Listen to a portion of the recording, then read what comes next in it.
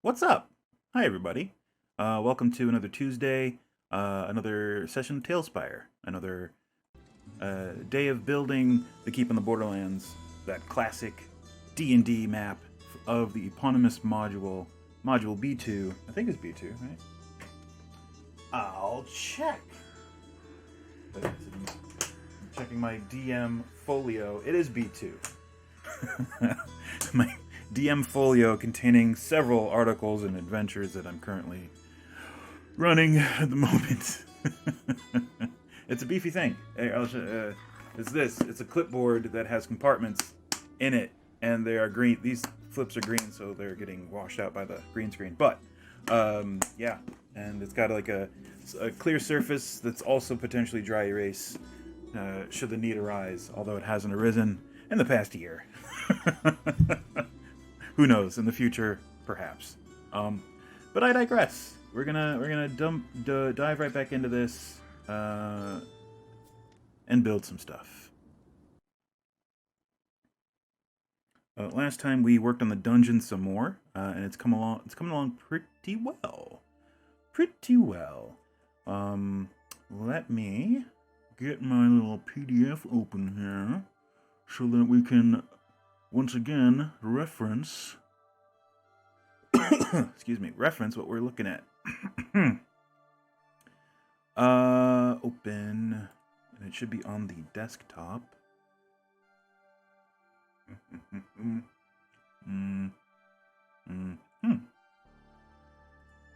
There it is.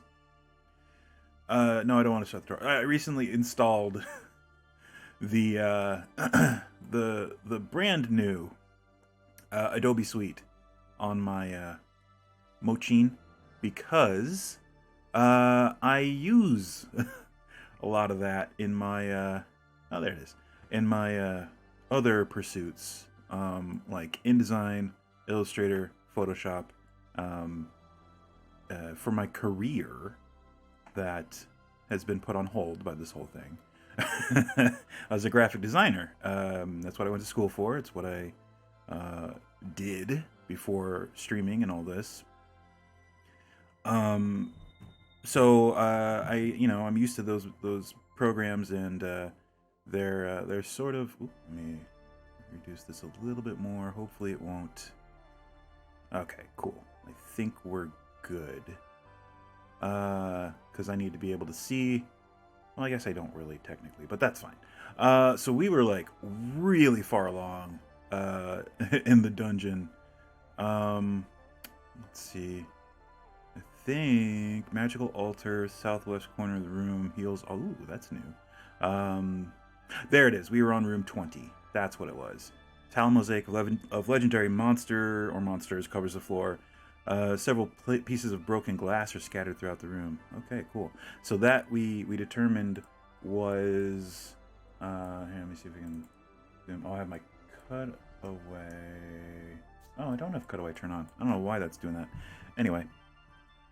Let's cut away down into here, and we can see what we were talking about here. There. That's all I needed. And we need to go into build mode, turn on our flashlight, turn on our grid, turn on clipping. There. Now we can see that's the room with the mosaic, because that's the best we could do with the tiles available to us. That is a mosaic, and it's supposed to depict a chimera. There he is, hidden on our DM layer, a chimera. So if the PCs come into the room under certain circumstances, the tiles will animate into the form of a chimera, and they'll have to fight them. I don't make the rules, I just enforce them. I'm kidding, I do both. I make the rules and I enforce them. It looks like that's the room we were on. So if we scroll down a little bit more, we can see room 21. South entry. It only has one entry point. Secret door. DC 25 to find. Simple wooden door. It's concealed within a horrific torture device. We can actually do that. Okay. Weird.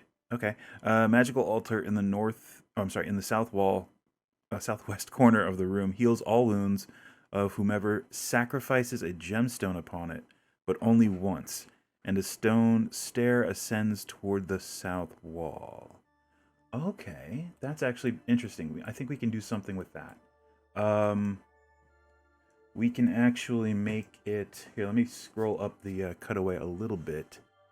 Because the stone stair could actually be something... Here we go. Something that accesses a level perhaps above this, and then potentially could lead into the sewer. Yeah, I like that. I think that's pretty cool. So let's see. I would assume it's going to be this room here, and it's going to have essentially a secret door off of this corridor. I believe there's several secret doors. Yeah, there's a secret door here, and there are going to be more. This corridor is basically like a, I don't know, a behind-the-scenes kind of thing. It's like you can go down this corridor and you can access several of the rooms. However, all of the access points are secret doors, and there's probably well, there's definitely going to be traps. So that is one thing to look forward to, I guess. And I guess one thing we could do is like pit traps. Those would be fun, but we'll come to that later, I think. Once we're done doing the entire corridor here. Plus, we still have rooms that are going to be coming off of this room that we have to figure out. Everywhere else was a dead end. Yeah, everywhere else we dead ended. Yeah, including that room. Yeah, that's a dead end. That is a dead end as well. So you have to double back. This whole direction is more or less just oh, this is technically a dead end. It could lead further down in the dungeon. Spoilers, it will lead further down in the dungeon. So that is something that we will have to take care of later. So it's basically just going to be a secret hatch that leads to spiral stairs that go further down. Easy, easy, easy. That will be fun to do. Let's see. Alright, so back to the room 21. We're just going to put it over here, adjacent to this room, but the only access will be from this corridor. So the PCs will have to figure out how to move forward. There will be several chances to find secret doors. I think in each of these rooms... oh, there's not a secret door in this room? Oh, there should be. There 100% should be. Alright, let's fix that. Oh, that's a secret door. I just didn't mark it. Well, that's my fault. Alright, monstrous. Let's get our buddy, the green slime. Little green slime. Put him there. I think that's the right one. Is it? It might not be. Maybe, is it this one? No. It was that one. I was correct the first time. Alright, so we will GM's tools, set size too small. We will rename it secret door. Rename, and then we will hide it. And there we go. And now we have secret door marker right there. And once again, this is the the way the note leaving convention that we've sort of defaulted to. I don't know if Bouncyrock is going to be adding ways to add notes. I would imagine that might be in their things to do. I would hope. But we won't know until we see the final build. The Chimera build of TaleSpire is coming out tomorrow. And in fact, hey, Soapy1 Kenobi, how's it going? And in fact, as soon as we end our stream here today at 3 o'clock, they are going to be starting big-time updates. They're going to have their servers down, and they're going to be updating TaleSpire. So as soon as we end our stream at 3 o'clock here in Chicago, that will be 8 o'clock Greenwich Mean Time, when they will be shutting down the TaleSpire servers for updates for the Chimera build, which releases tomorrow. So we, I don't think there's going to be any issue us ending right as they're starting shutting down the servers. I mean, at the worst, TaleSpire might glitch out, and we might, right when we're ending the stream, which is not a big deal.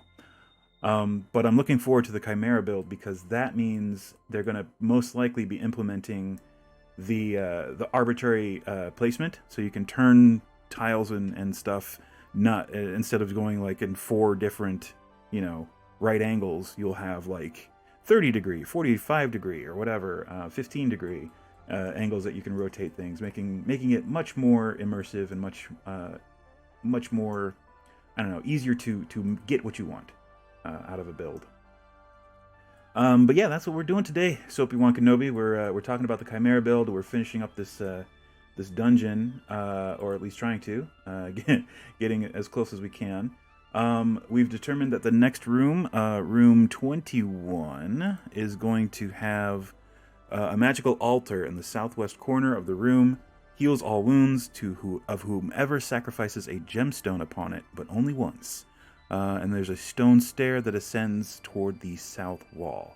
The stone stair is probably going to lead to an ascended corridor, or actually it's probably going to lead to the sewer, because that is right above everything else here. Will the Chimera build break this build? I don't think so. I believe a lot of what they're implementing is just built on top of what they already have. I was concerned about it, so I actually slabbed this dungeon. I have it copied and pasted into a text document, so if anything goes wrong, I can basically rebuild it. It'll be a pain in the butt, but I can rebuild it. It's really easy just by copying and pasting, like, I think it was like 4 or 5 big chunks of text into TaleSpire. But yeah, I don't think it will. A lot of their updates have been very, minimal, and like they're not invasive on things that are pre-existing.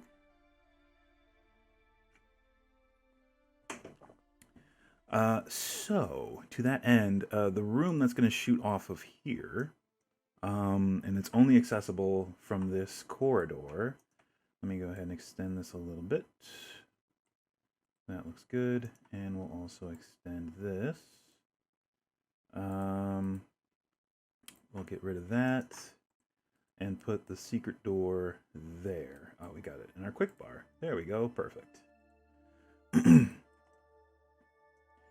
And again, we will just continue our corridor on the other side. There we go. All right, so this room is probably going to be pretty small. And it's going to have that altar in it. So let's see. We will go to there, and then we need a corner piece. Where can I grab corner piece? Ah, there we go. I'll just copy that one. Drop it right there. And oops. That was the one I didn't want. There we go. And then just continue that. There we go. And then some flooring. What is it like running a mega dungeon like this? Seems like a lot to keep track of. It can be, but it doesn't have to be. Like a lot of the how to keep players motivated. Oh, escalate threats. That's the easiest way. Is to basically run them up a tree. Don't railroad them, but run them up a tree. Like Matt Colville says, it's the easiest way to do it is not to naysay their ideas. If they have an idea that as a workaround for like one of your plot points, great.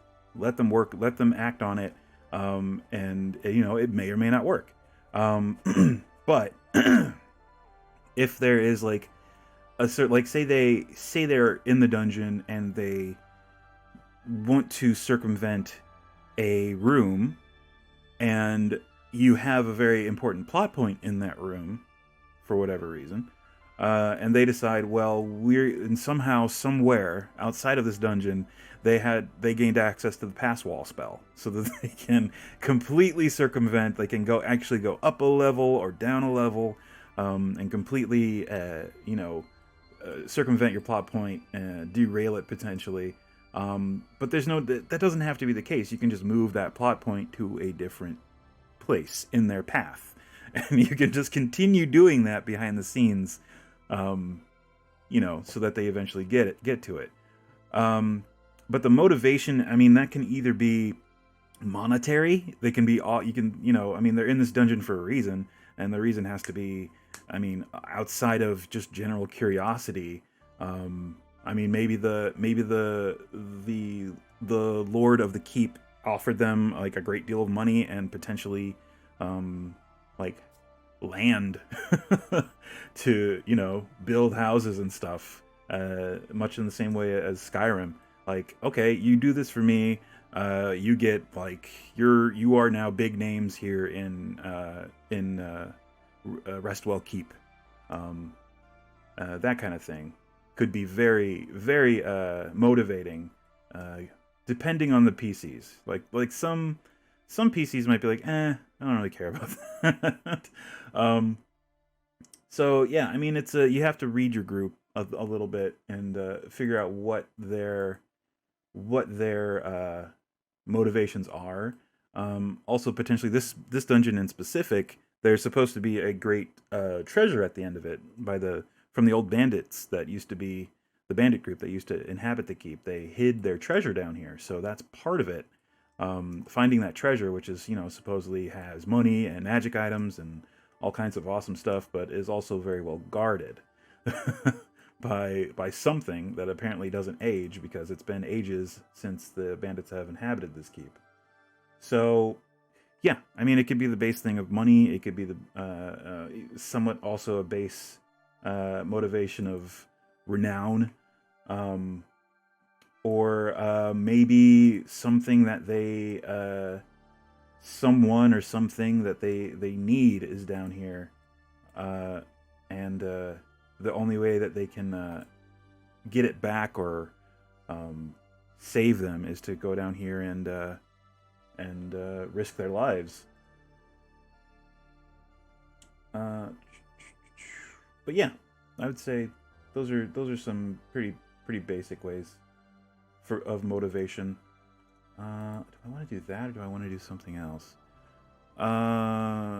Is a delve this size a 1 or 2 time per campaign thing, or do you typically do this every few levels? It depends on the campaign. Like, if your campaign is just like a dungeon crawl, then this is the campaign. This is it. You're just going through the dungeon, and you're killing stuff, going into each room, and just wrecking shop. If your campaign has more story, it can easily be worked into the story. It's just the PCs will probably not spend their entire time in the dungeon, and you would need to take that into account. There might be reasons they need to leave, for the story. Maybe I just use these work. No, they don't. I lied. There might be reasons that they have to leave, but you just kind of have to work that in, and we're actually working that in right now. We're making some ancillary or other peripheral points of peripheral egress, so that they can actually leave the dungeon and go into the sewers, and then subsequently head back into the keep itself. So yeah, I'd say it depends on the campaign. If you're running a dungeon crawl, then you really don't have to worry about how long they spend in the dungeon, because that's the campaign. That's basically it. Dungeon crawls are typically the easiest ones to run, because they're just basically kick down the door, fight the monster, rinse, repeat. And that can get a little old, but you can spice things up by adding an NPC or two in there that they maybe didn't expect. Adding a threat that might be, depending on whether your players are comfortable with it, a threat that might be ethically gray. Like, is it a threat? Are we the monster if we kill this thing? That kind of thing. But yeah, if you kind of explore things like that, you can keep things interesting. I'm just gonna put this flame here. There, that's a fancy altar with a continual flame just floating above it. And if you sacrifice a gem on it, you get back all of your hit points, and all of your status effects, all your negligible status effects are healed, but only once. And basically, you just throw the gem in the fire, and that's what does it. Cool. So the stairs, I kind of reversed all these walls because of the stairs. I was having an issue figuring out how to do that, but I think we're gonna do spiral stairs, and it said toward the south wall. All right, so we're just gonna do spiral stairs over here that just go up. Let's see, we want castle ruins, and we want yo, yeah, no, absolutely. Feel free to ask as many DM tips as you want. I'll try to answer them to the best of my ability. Let's see. So if we put stairs and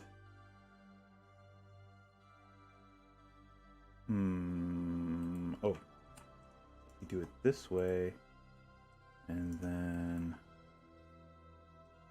oh, your first time DM and nervous about an upcoming dungeon crawl. I would say the only thing you have to, I don't know, like dungeon crawls are very easy, at least in my opinion. They're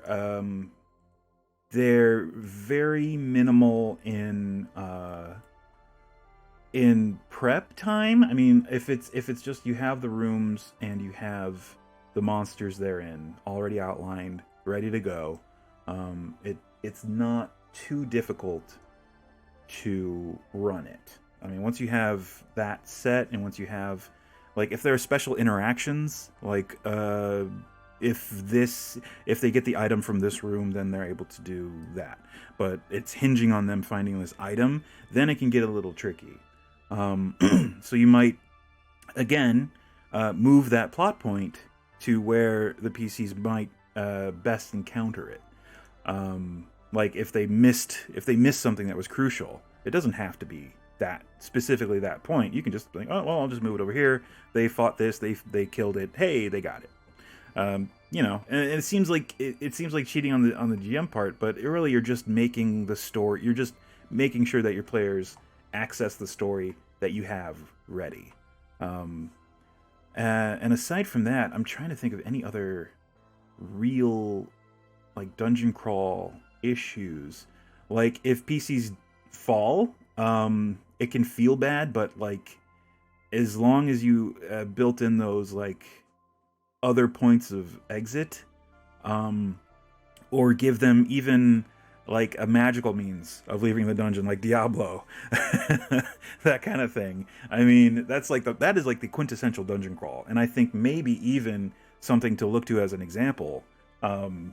Diablo is at its core, it's like the perfect example of a dungeon crawl, and you're just going in the dungeon, you're cleaning out stuff, you have some ancillary quests maybe here and there, but they aren't like crucial story points and things like that. So you can even work in stuff like that to keep the PCs engrossed. Like they're looking for a specific item, or they're trying to find somebody who's lost in the dungeon, that kind of thing. But it isn't by any means the end point. The end point in the dungeon of this dungeon in specific is getting to the end and finding the treasure. Is it better to have a one floor, many rooms dungeon, or a small amount of rooms and tons of floors below? That's up to you, and how you want to do your map. If you're doing maps, if this is theater of the mind, do whatever you think Do whatever is you're most comfortable with, and you're easy whatever you can keep track of. Because as a DM, of course, you're going to have to keep track of where the rooms are. You'll have a map, right? But the PCs, if it's all theater of the mind, they're going to be drawing their own maps as they go if they're good players. I mean, it's completely up to them if they draw a map. But typically, as a player, if you're going into an area that you're not familiar with and you don't have an actual visual, you should definitely be drawing a map. But aside from that, if you're like doing in-person play and you have like a dry erase map, I would say one level with many rooms is probably the best way to go. If you're on something like Roll20 or TaleSpire, if you have TaleSpire, TaleSpire in specific, doing many levels is great. It's easy, very easy to do. Roll20 is a little more difficult in that you have to make a bunch of different maps depending on the size. And I mean, if you're doing a bunch of levels, you should do each level on its own map in Roll20, definitely. Otherwise, the maps can get really big and sluggish, and especially if you're doing like dynamic lighting and stuff like that. But yeah, it all depends on the format that you're running the game on. I would definitely take that into account. That would definitely be the biggest influence as to what type of dungeon you're going to run. It will be available on the 15th of April, I believe. 14th or 15th. They are doing the Chimera. Yeah, they're doing the Chimera build tomorrow. Starting tomorrow. Yeah, it's going to be $24.99 on Steam. Yeah, you'll be able to play around with it and see how much fun it is. It's very intuitive, but I say that coming from a background of using programs like Photoshop and Illustrator and InDesign. So I don't know how impartial my or how, I don't know, what would the word be? How I don't know. I don't even know what the word would be. I don't know how common my opinion would be, I guess, or how commonplace my experience would be. Yeah, bias. Yeah, there you go. That's a good one. But yeah, so I'm coming from a background in using a bunch of design programs, so I don't know. It's just like it's very intuitive for that. If you're familiar with like using Photoshop or Illustrator or even like other design programs, it doesn't have to be Adobe. It's very much in that vein. Like 3D programs, I guess, especially, because like the scroll button is you grab and you rotate, you can turn it around like this. The right click button is the pan, click and pan, and then the left click button is just select and all that fun stuff. But yeah, I would say it depends on the type of dungeon, where you're running your dungeon. That would definitely inform the type of dungeon crawl you would do. Let's see here. We want to close this gap. There's a little bit of a gap between but I guess if we just do a ceiling, we're okay. Yeah, all right. So we go there, and then I think that's just for the pillar. I think from that we maybe, yeah. Oh no, actually, that's actually perfect. The floor is going to be right there. Cool. All right. So we're going to build out this sewer toward. Oh, wait a minute. Is it half? It might be half. It is half. That's fine. Actually, that's perfect. Because we can actually come down a half step. All right. So if that's the case, we will come down half a step. And let me go to my sewer tiles. We want the 1x1. There we go. And we'll actually put one under this just to kind of seal that up. We'll actually put a bunch under here as well, just to kind of seal any gaps. There we go. That may or may not affect how we view the room below. Hey, White Raven, how you doing? We are building, continuing to build this this dungeon. Coming along pretty good. Alright, so yeah, that looks like that's just going to climb away from that dead end, which is also a secret door into the basement of the tavern. Cool. And then it's going to round this corner. Where's the corner piece with the floor? There it is. So we're going to round that corner. Maybe it has to come out a little wider, I think. I would say it comes out to about here. I'm doing pretty good. Yeah. How's everything on your end?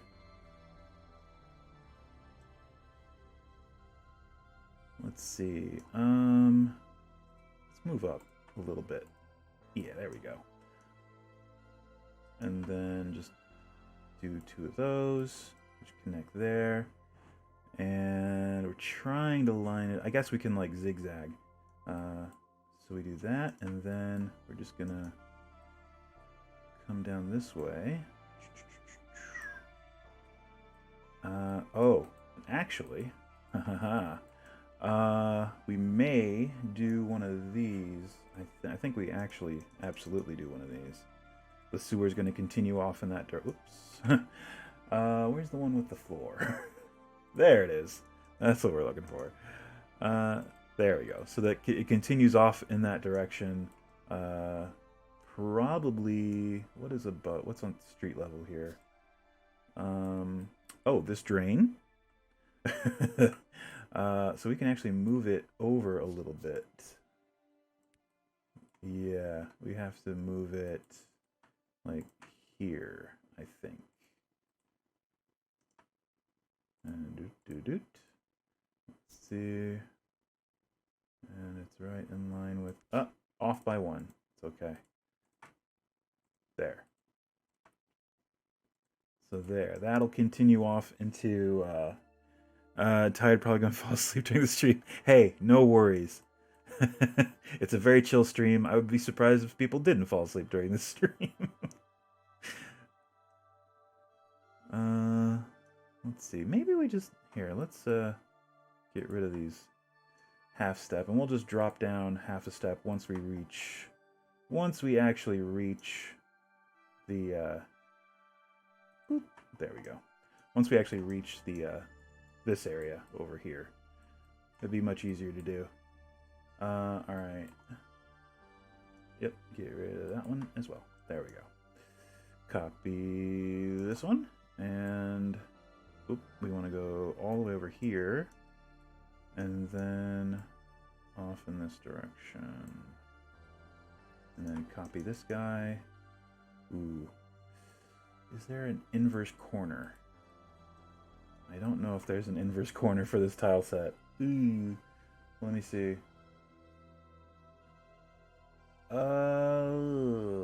Maybe we just do a hard corner, since we can't do an inverse. So we'll just take this, and we'll just put it like that, and then we'll reverse it and do that. There. That's the best we can do. That's fine. That works.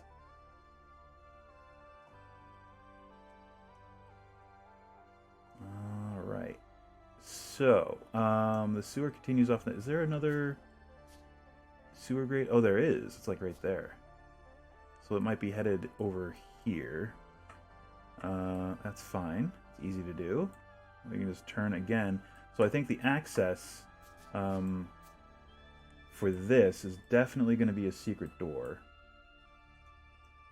So let's see. How is that going to look? I would say it's going to be a hatch. I mean, it has to be a hatch. But it's going to be a very small room. That's going to be... Yeah, we would need the corner. corner with the floor. There it is. So, that yet. Yeah, I would... No, we need to come out a little bit more. Actually, like there. And there we go. Alright, so that big. And we're going to do tiles.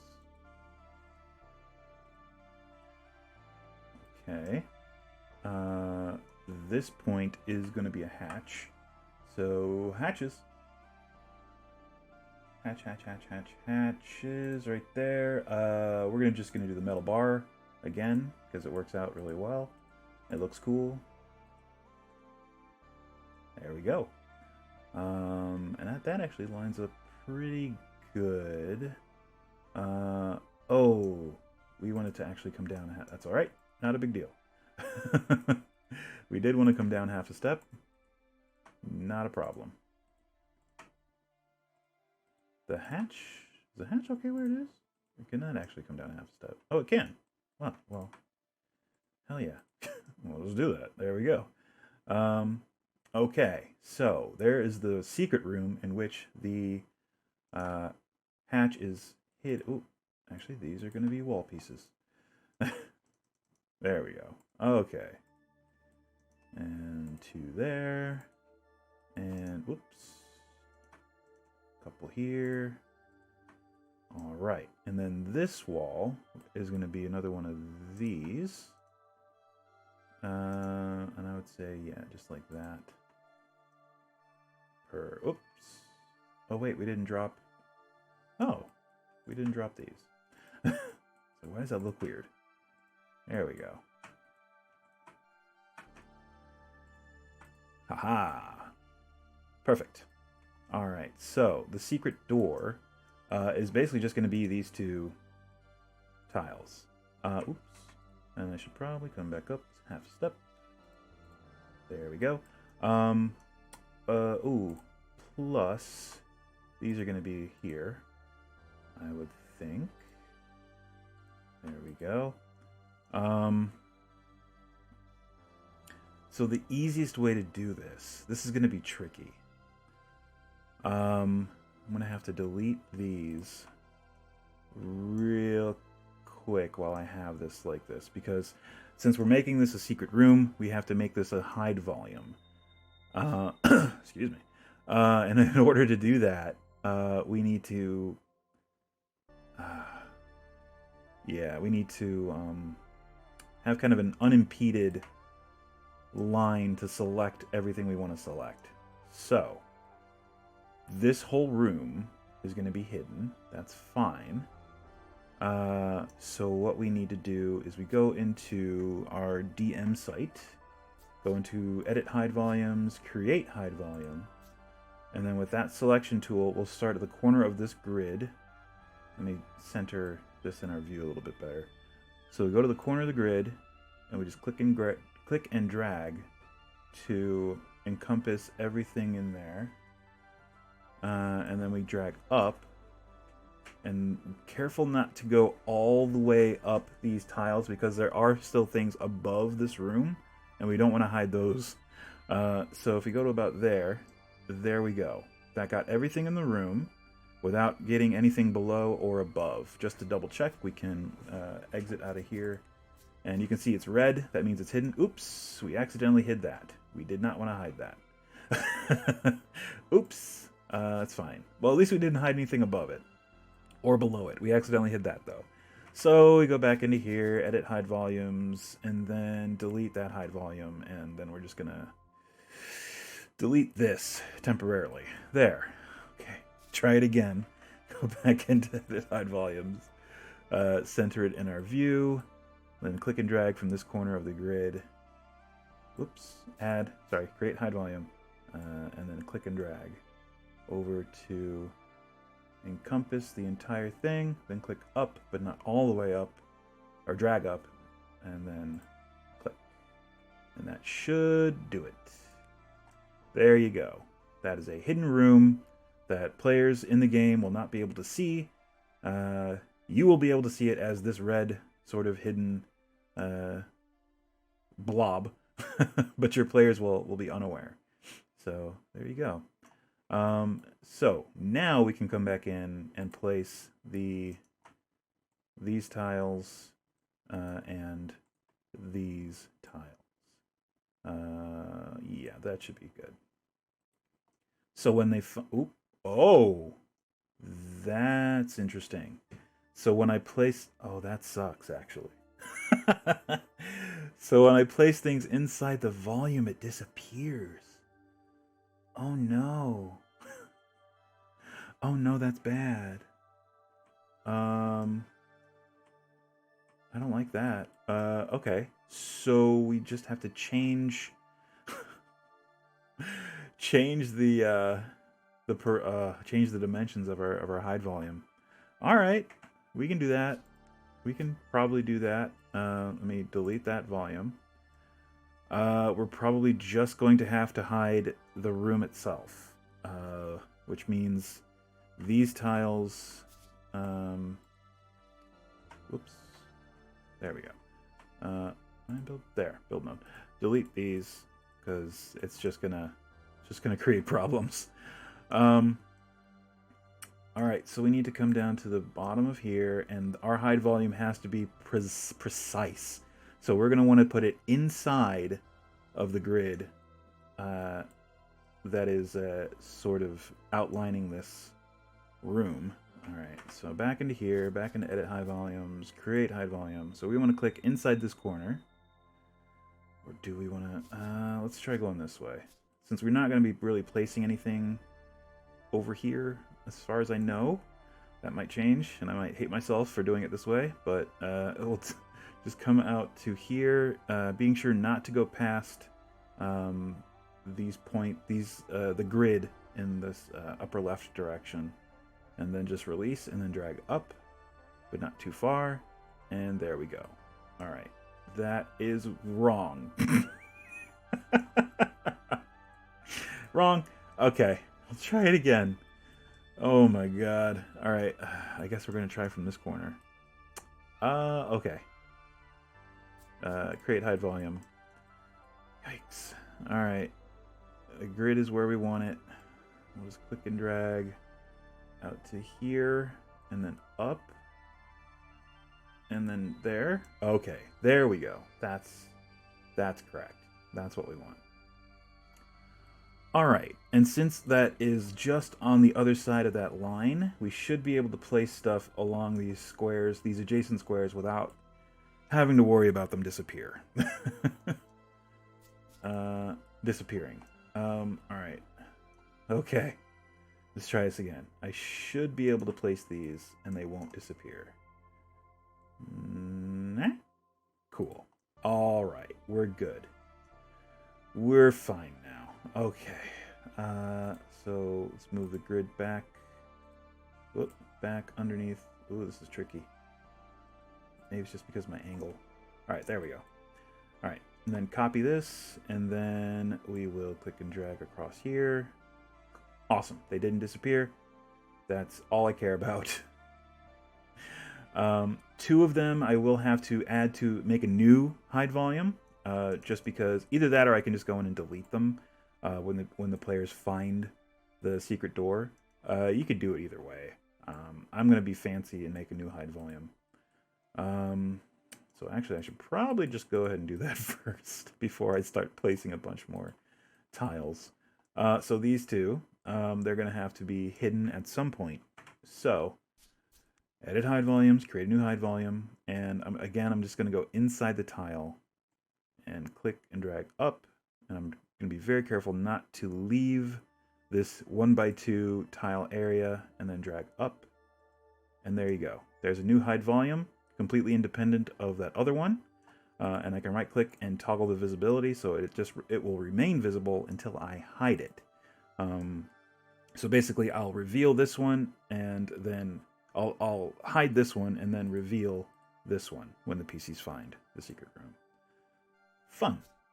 All right, and yeah, when you have the visibility toggled to on, they appear as regular tiles.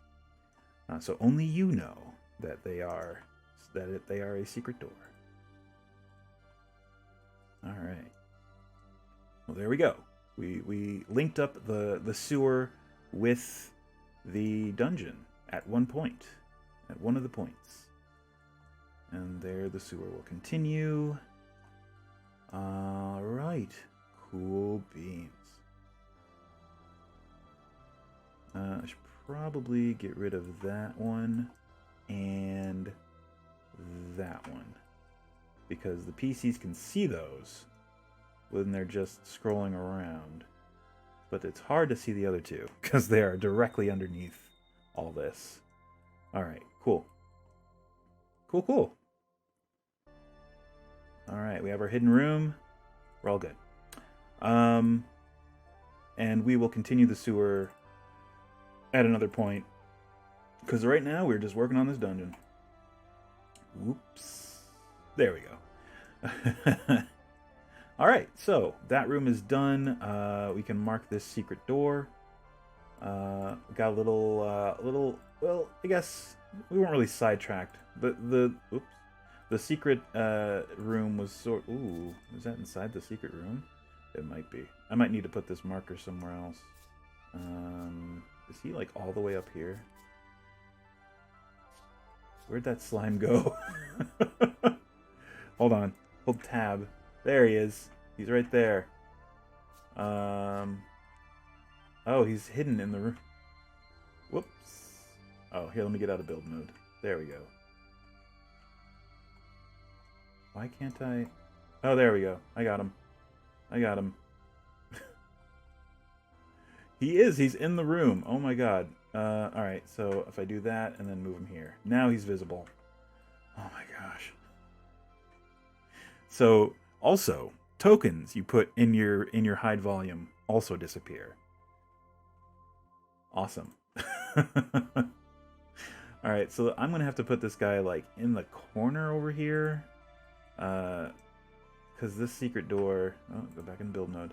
This secret door... Whoops! What was that? No, I don't want to turn on sticky keys. Oh, Windows 10. Alright. Sorry about that. Now, let's do some DM stuff with this. Alright.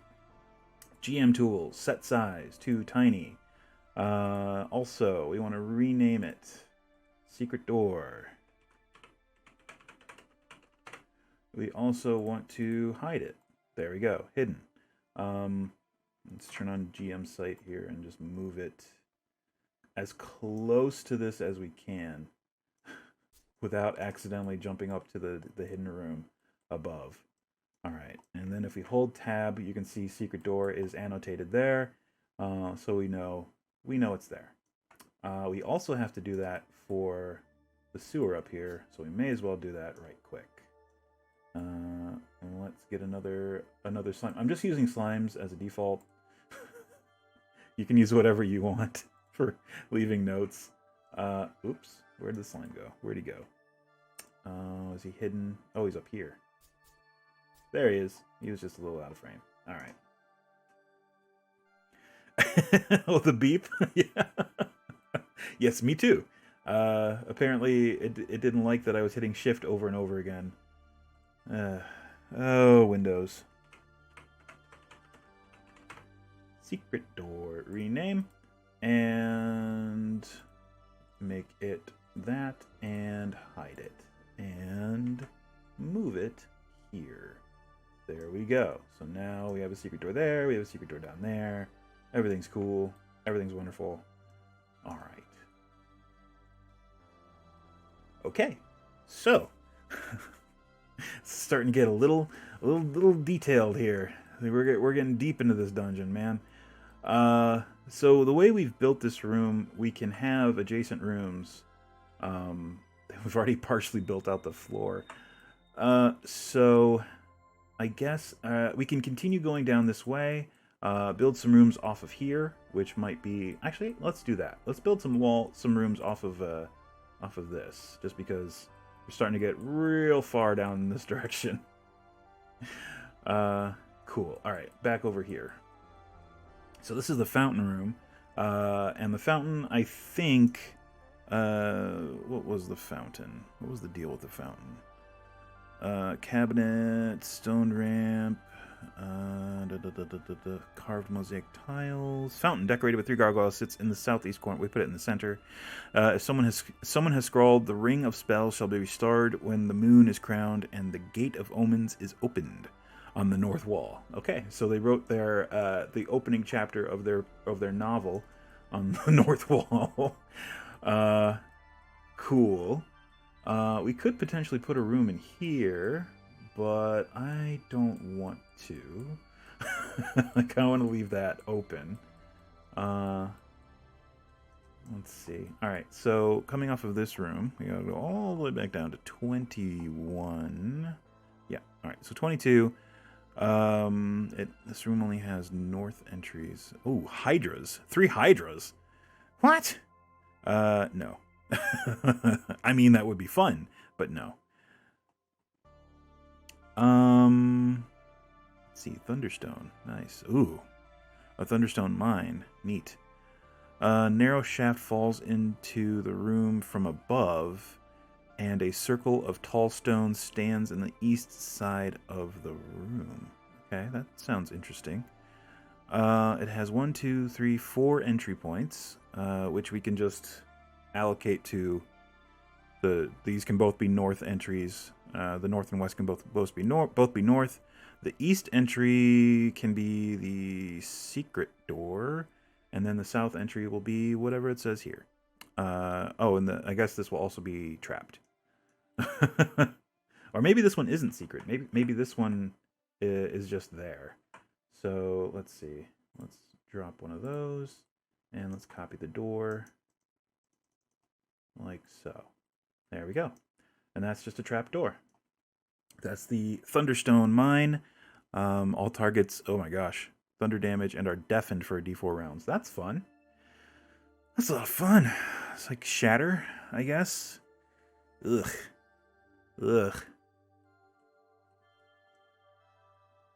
Alright, cool.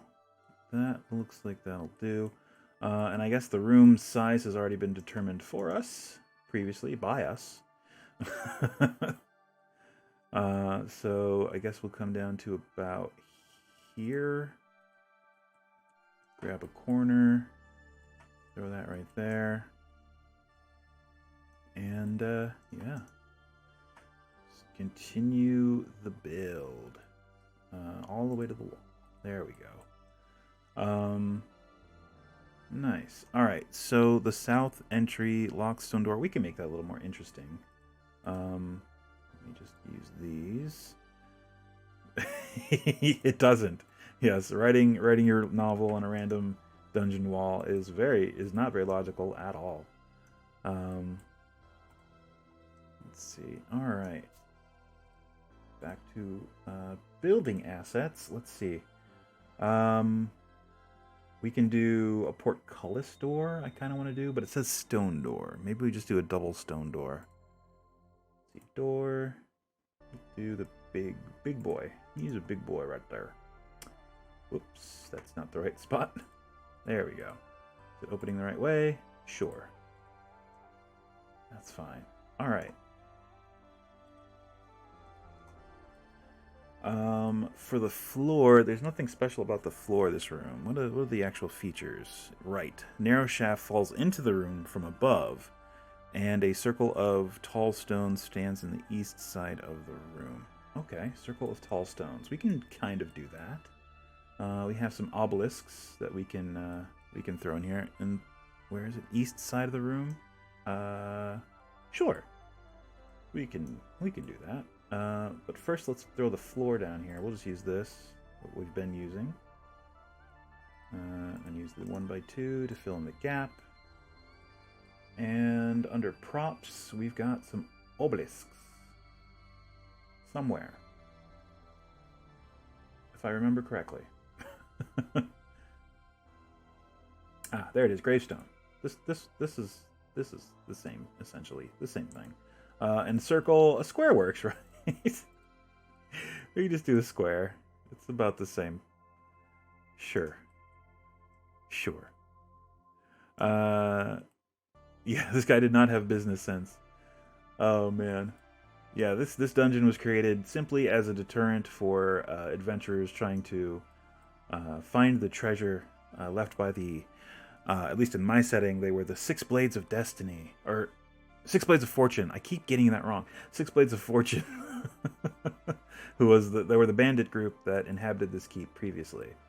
And they were not cool guys. They were not cool. Let's see. All right, well, there's a circle of stones. I guess we can maybe dress it up a little bit more. Do we want to put anything under these, maybe? Let's see. Is there anything that we can... Anything interesting that we can throw under these? Oh, I know. Just to make it a little bit more interessante, we will also put some of this. There we go. Give them a really weird base.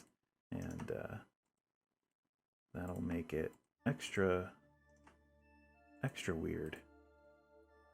So if we go, excuse me, if we come halfway into those and then drop this guy onto those, and then we'll get rid of these. There we go. Now they look like they're, I don't know, more built into the ground. Yeah, there you go. Cool. If we want to get really fancy, which, hey, who doesn't? We can do, maybe try to do a lighting effect on them. So if we go into crystals, I don't know if there are any that are small enough that'll allow us to do... Oh, yeah, those aren't going to work because those place on a half. That's at an angle. That's a little too big. Oh, yeah, way too big. Maybe the blue, these guys? Will that work? Yeah, kind of. Sort of. I guess that works. Here, let's see. I'll throw one here and throw one here. And then do the same for all of these so that they are kind of facing each other. And we turn off the light. Oh yeah, there we go. That's kind of neat. And you can only see like barely any of the stones peeking through. Cool. It's kind of a creepy standing stone circle. If we really want to get super fancy, which I'll leave that up to your own personal discretion, we can do something like that. We would need to bring our grid down a little bit. There, I think that works. And let's see. Yeah, there you go. Yeah, that might be too much. That might be a little too much. Yeah, so there you go. There's your circle of stones, and there is it says a shaft, a narrow shaft falls into the room from above.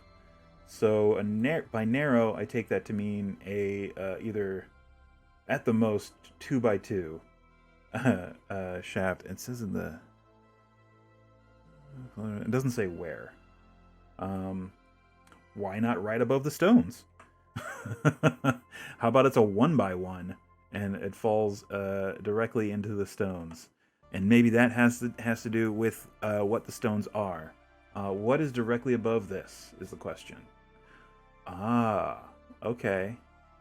Ooh, interesting. The chapel cellar is right above here. Interesting. Okay. So, it doesn't really make it that far though. When you think of a shaft, it's supposed to be like pretty deep. And that doesn't really... Maybe we invert it. Maybe the shaft is here and it drops away from the room.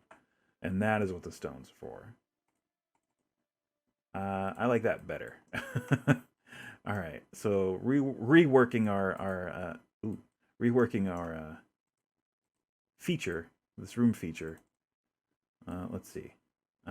So we got to get rid of that and that.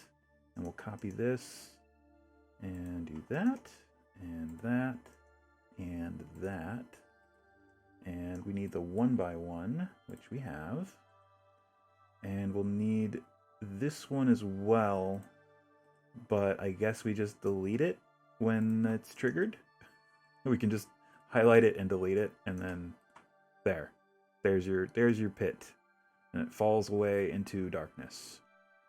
So there is your other access to the levels below. That'll come into play. There we go. All right, cool. And we can relocate this if we need to. It doesn't need to be in this corner. We could put it in the center of the room if it ends up that it fits better with a lower level room in another location directly under it. Then we can move it. Easy peasy. All right. So there's that room. Pretty simple. They don't have any like debris. Well, I guess they do. They've got couple, but they're not exactly fitting for this. If they had like just scatters of stones and stuff, I would throw that stuff everywhere in dungeons. And like cobwebs, oh man, if they had cobweb tiles, I think I talked about this in a previous stream. If they had cobweb tiles, I'd throw those everywhere. They got like rubble, which I guess you can kind of use. We can throw some rubble here against the wall. There you go. There's some rubble. And they've got wooden debris, which doesn't really... Yeah, here we go, wood pile. Which doesn't do a whole lot. There, oop, let me rotate that one. There we go. Sure. It makes the room slightly more interesting, makes it feel a little bit more, I don't know, desolate and run down instead of just like a clean, pristine dungeon, which it isn't. All right, cool. Well, that's that room. On to the next one. Actually, after after our first little ad break, we'll be on to the next one.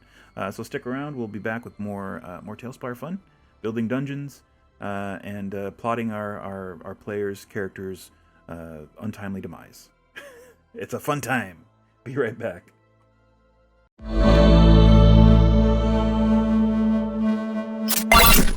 Hey, we are back from break, and we are back in TaleSpire, doing things, stuffing things and stuff. Welcome. Is the music on? I think so. Oh, it is. Okay. It was just in the lull. Got it. So in the break, I went back here and I fixed the pit trap that I had started over in this area, the room with the walkway and the lightning trap up here. So what I did is I built down from the two tiles that are trapped, and I built this little pit trap here. And so these two tiles I will need to hide. So the easiest way to do that, I guess, without hiding anything else, we've had so much success with this in the past. Mixed success. We're getting better at it. All right, so staying inside this 1x2 grid area, we click and drag just to encompass those two tiles. Then we go down, and that should do it. And there, now you can see the pit there. And now if we click on it, toggle visibility, we can make it invisible as we need. Cool. So if we exit, we can make sure that nothing else is hidden, and nothing else is hidden. Perfect. Yes, Johnny Ree, I know. It is going down. Oh, in 50 minutes. Oh, I did not know that. I thought I had another hour. another 2 hours actually. All right. Well, if it starts to go down, that's fine. We may cut our stream a little early, but that's fine. That is to be expected. I knew about it. I thought it was going to be at 3 o'clock my time, not 2 o'clock. But okay, I was prepared for it, and I thought I had a little more time, but that's fine. We will cut it early if we have to. But yeah, thank you for the heads up. Let's see. So we'll make the best of this. Time zones are messed up at the moment with so many daily. Oh yeah. Okay, gotcha. Oh, thank you so much. Yes, this has been hours and hours. There we go. All right, so back to this room, back where we left off. There is going to be a. Oh, we should probably also do that here. Play like a random game. Sure, I could do a rando game for the last hour of stream. That's not a problem. I'll have to go on a little. Yeah, we're going on break anyway around 2. So we'll do break and pivot and see what I've got lined up, and we'll play that. Let's see here. Let's see. This we want to hide as well, or create a hide volume as well, because it's going to be a pit trap. So again, just staying within the parameters of that grid space, and just drag down there. Only that tile is hidden, and then we can toggle it back to visible. There we go. Haha! And if we do this, there we go. Now we can, once we hit show hide volumes, we can see all of our hidden stuff. All of the invisible woman outlines, which is, I guess, is the easiest way to describe that. Oh, that is already a hide volume. Awesome. I did not remember doing that. So yeah, that's already a hide volume, including the boxes. The entrance to the sewer from the tavern basement is a hidden thing too. Nice. I forgot I did that, honestly. All right, and then we got this. That's fine, I guess. We're a little too far out. We're accidentally getting this tile as well. It's fine. It's fine. And then there's this guy, the super secret room. That's gonna remain hidden. That's gotta stay hidden. All right, cool. All right, so we got another pit.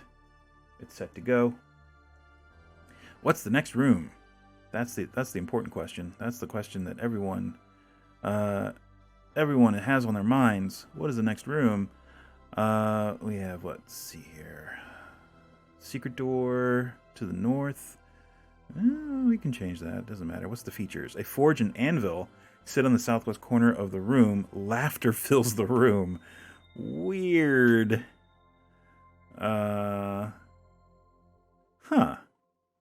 Okay. I mean, we can absolutely do a forge and anvil. That's not a problem. Let's see. How big do we make this room? Maybe we make it kind of narrow. The forge and anvil sits in the southwest corner. All right, sure. Oops, let me move my grid. There we go. We'll come out to about there, and then put the corner. There we go. And boop, right to there. Cool beans. I guess that works. All right, so the forge is going to be interesting. I guess we can put it against this wall, right? And the anvil right there. Yeah, the forge is a weird tile, at least for the time being, until they get the arbitrary placement update, which I assume is coming with the Chimera build. The forge is a little off. I don't know, a little off as far as placement. So you have to kind of use clipping to build it into walls. At least I have been. That's sort of how I've been doing it. So this kind of works out for us here, but we'll see if it actually works. It is located amongst the... There it is, amongst the gallows and fences. Alright, so right there. Kind of. If we put it here, it also works, but we're going to have to really kind of build out the wall here to meet up with it. And then we can just do that. That kind of works. Sure. I'm fine with that. And then the anvil. They also have an anvil, which I've used many times. It's right up at the top. Anvil. So you can just throw that right there. There you go. Cool beans. And they also have a bucket, but it has bait in it, but I don't care. We're going to put a bucket over here too. Where's harbor? Oh wait, it's in props. Bucket. Harbor decor bait. Harbor decor bucket. Bucket also has bait in it. Alright, that's fine. I'm fine with that. We can actually put it right next to the anvil. Right over there. There you go. Sure, that works. Alright, so there's your forge. Laughter fills the room. That's weird. Yeah, chili beans. It's water and chili beans. Oh, those are worms. Those are 100% worms. Alright, so we get rid of that. Replace it with this and a regular wall, because that is going to become a secret door. There you go. Yeah, once again, when we go, we're going to have to come through here and make hide volumes for all the secret doors. If we really want to, which I kind of do. Otherwise, you can just, highlight it and just delete it. If you absolutely don't want to go through that. But then you have to go back and replace it if the door closes behind the players or, anything like that. Alright. There's that room. We can add a note that laughter fills the room. I think that's probably a good idea, so we don't forget. We're just going to put a slime. We'll put it on the anvil. How about that? And then we'll make it tiny. And then we'll rename it. Laughter fills room. All right, and it doesn't say what kind of laughter, but I like to imagine uncomfortable, the uncomfortable level of laughter, where it's kind of funny at first, but then it gets real quickly. It gets scary. All right, let's see. Off in that direction. Alright, so for this room also, south entry, locked iron door. Okay. We can do that. East entry, stuck strong wooden door. Oh, that's the one. Door is concealed within a horrific torture device. Awesome. Alright, we can actually do that. So this is is it just... Oh, it's a secret. Yeah, okay. So, wooden door. Sure. But concealed within a torture device. Let's see how we can do this. Because there are torture devices in TaleSpire. What can we... There's a pillory. Or stockade. Where is... Okay, here they are. We have the torture table. Which I think we can get away with having there. Oh, this is going to be kind of weird, but I think we can make it work. It says it's concealed within a horrific torture device.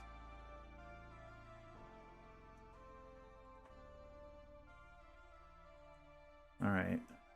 Hey, guess what? After tomorrow, we're going to be able to place that wherever we want. So for now, we're going to put it right there. And we're going to use, I guess, rural to make it look like it's part of the wall. Yeah, here we go. And that's the secret door. It's concealed within the torture device. It's the best we can do at the moment. We will be able to move this out incrementally instead of, sticking to the grid. Oh man. Oh, I guess actually what we can do is just reverse these, right? And that way we don't have that half space. There we go. And now we can just... I lost my torture device. It's gone away forever. Nope, there we go. All right, so if we put that there and then put the wood wall down, right? It's still really close.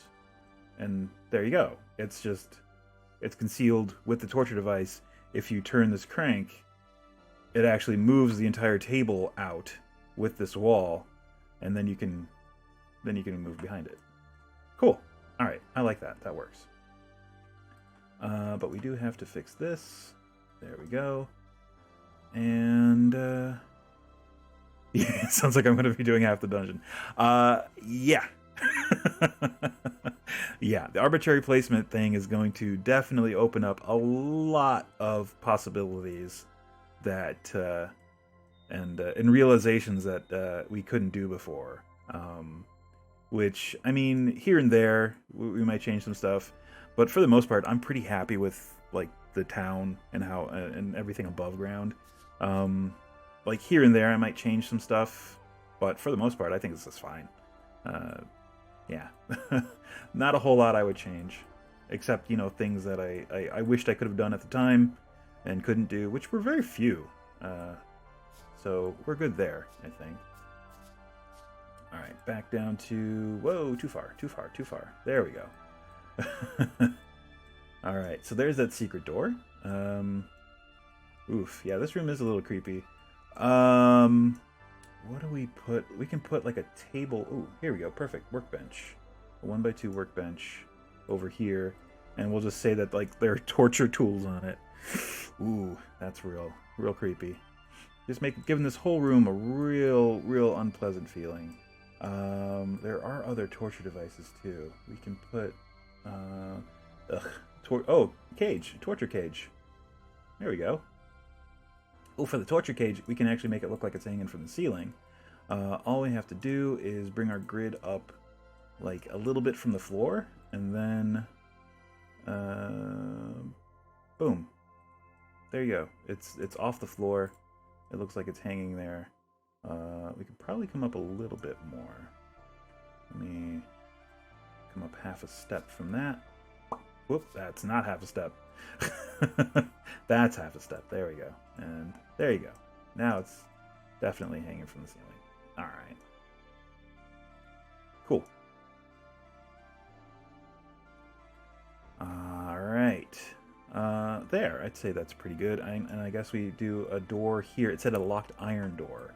So we're going to do these and then go into doors and see what we can find. There it is, iron door. Drop that guy right there. Actually, I guess we didn't need to delete both of them. There we go. And yeah, it's fine if it opens that way. I guess that's fine. We can probably put another cage. We can put more than one, just to keep things, keep the decor rolling. Let's see. We'll put one over here as well, and I think that should do it. I think that's all the room we really have for the PC, and still have room for the PCs to move around.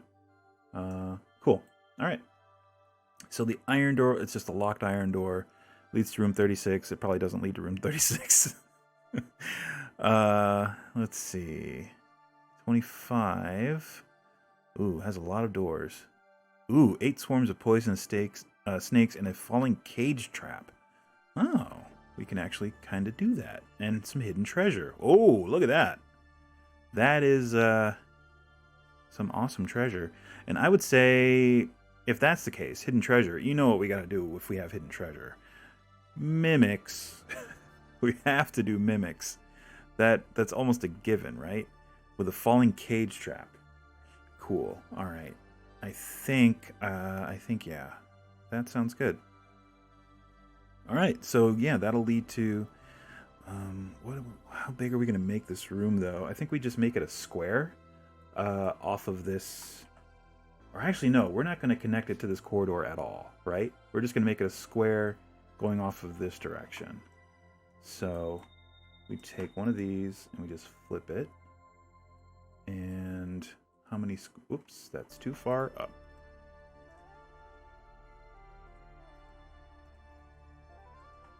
There we go. So we got what? That's 1, 2, 3, 4, 5, 6, 7.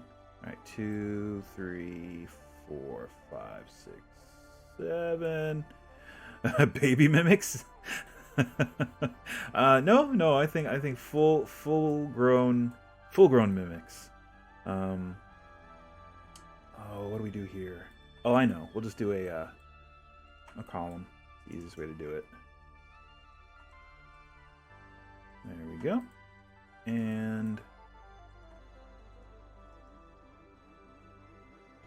do we come over one more? Or no, I think it's here we go. And I think this is another dead end. This room in particular.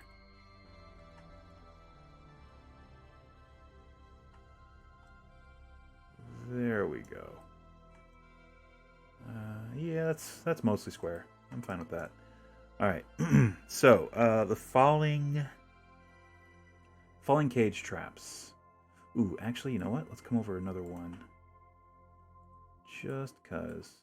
Let me grab all these. And paste. There. Paste. There we go. Now we're good. So we're gonna do these tiles around the central 2x2, which is gonna be something different because that's where the cage trap is gonna be concealed.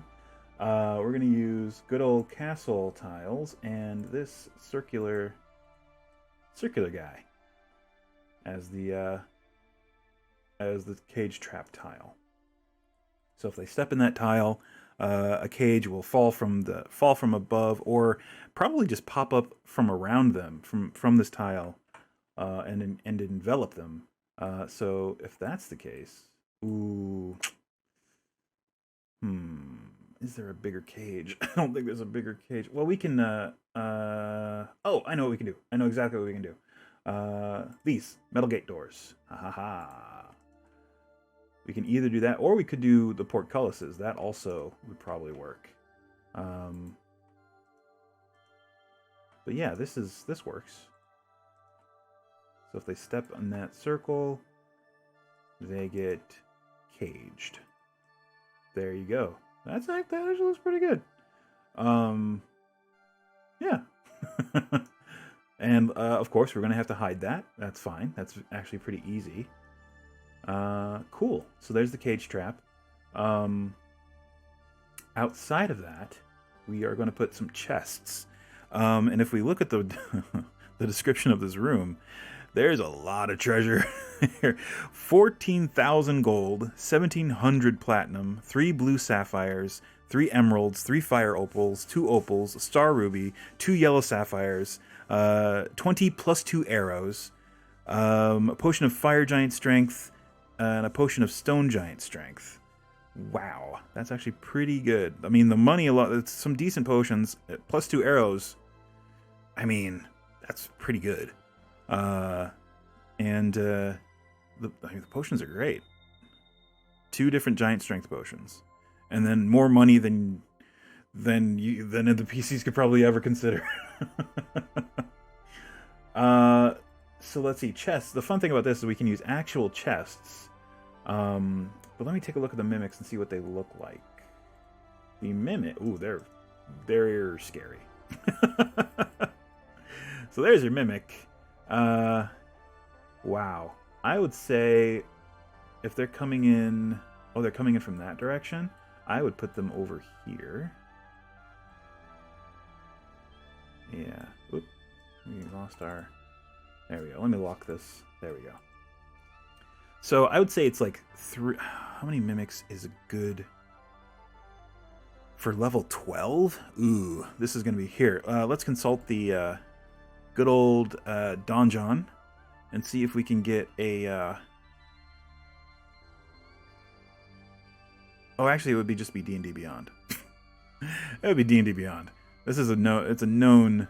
We know what we're working with. We want mimics, and we want a level 12 encounter. So, if we go to encounters and create a new one, manage the characters, and just say, let's see, 5 level 12.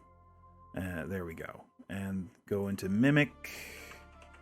I know you guys can't see this, and I apologize, but we'll see what we have here. Ooh, spitting mimic. Okay, those are CR5. I like those. That sounds good. And then giant mimic is CR3. And then I have my own homebrew mimic, which I call the proto mimic, which is CR7. I think we'll do that. Let's see how many proto mimics does it take to make it. Okay. So 4 makes it deadly. 3 makes it hard, a hard encounter. All right, so based on proto mimic, CR7 mimics, I will build that. And I think the only difference between those and regular mimics is they have like an acid attack. Let me see. What do they do? They have AC 15, 68 hit points. Everything else is the same. They shoot an acid glob. And I think, just better hit points, better AC than a normal mimic. The acid glob, it's basically the target has to make a save, a dex save, or take 5d8 acid damage and is blinded on a failed save, or half as much on a successful one, and no blinding. They can retake the con save at the end of each of their turns to end the blind effect. That's pretty nasty. Pretty nasty. Alright, so we'll say that these are proto-mimics. And we'll just put 3 of them here. And of course, we're going to actually move them over into this space near the wall and rotate them so that they're facing in. There we go. Move him over. So 3 proto-mimics. That should be fun. And in front of them, well, we can actually individually go to each one of these guys and hide them, right? There you go. Hidden, hidden, hidden. Excellent. So, in front of each one, I guess we will put just a chest, a gold chest. There we go. So there, there, and there. There we go. Or I guess we can probably move this one over here. Just for fun. Just for symmetry, whatever. There we go. All right. And I think we have to move our... Oh, no, we don't. We had it right the first time. Excellent. Cool beans. Let's come out of... There we go. And I guess we can rename these guys, right? Since this is just basically proto-mimic. Rename. Proto-mimic. And rename proto-mimic. There we go. All right, that should be fun. It makes it even worse if the PCs are trapped in here and these things animate and then start globbing acid at them.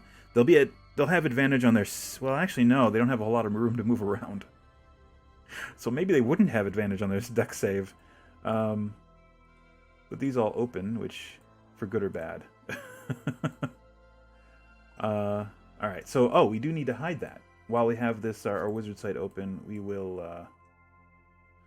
hide this. All right, so starting inside this tile, we're gonna go up this direction to that 2x2 area, but not quite to the end or to the edge, and then drag up, and that should hide. That should have hidden the doors. For some reason it didn't.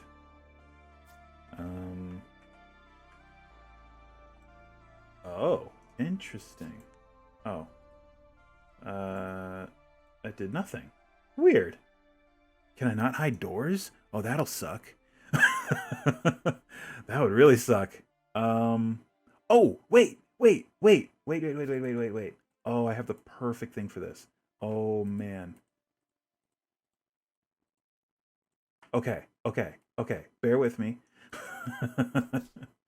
Okay, if we come down, if we bring our grid down about that far, I think that's right. And then we just use, instead of using those doors, we use the portcullis.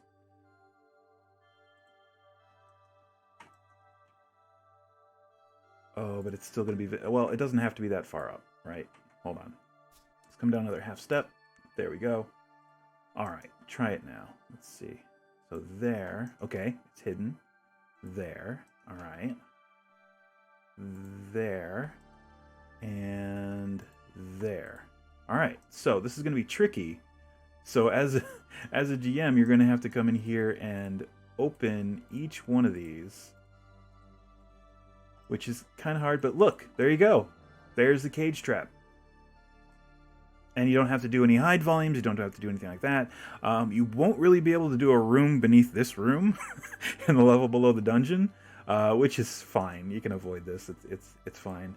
But yeah, all you have to do is open and close, and there you go. There's your cage trap. Excellent. Done and done. All right, that room is done. That is, I thought that turned out pretty good. Yeah, again, with most of these rooms, there's not a whole lot of light. It's relying on the PCs having their own light source. So yeah, that saves a step for us for the most part. All right, cool. And we're already caught up on this side of the dungeon, along the corridor. Anyway. All right, so if we come off in this direction, we got what, 20 minutes left before we are serverless. That's fine. All right, so we're gonna come off in this direction, through the secret door.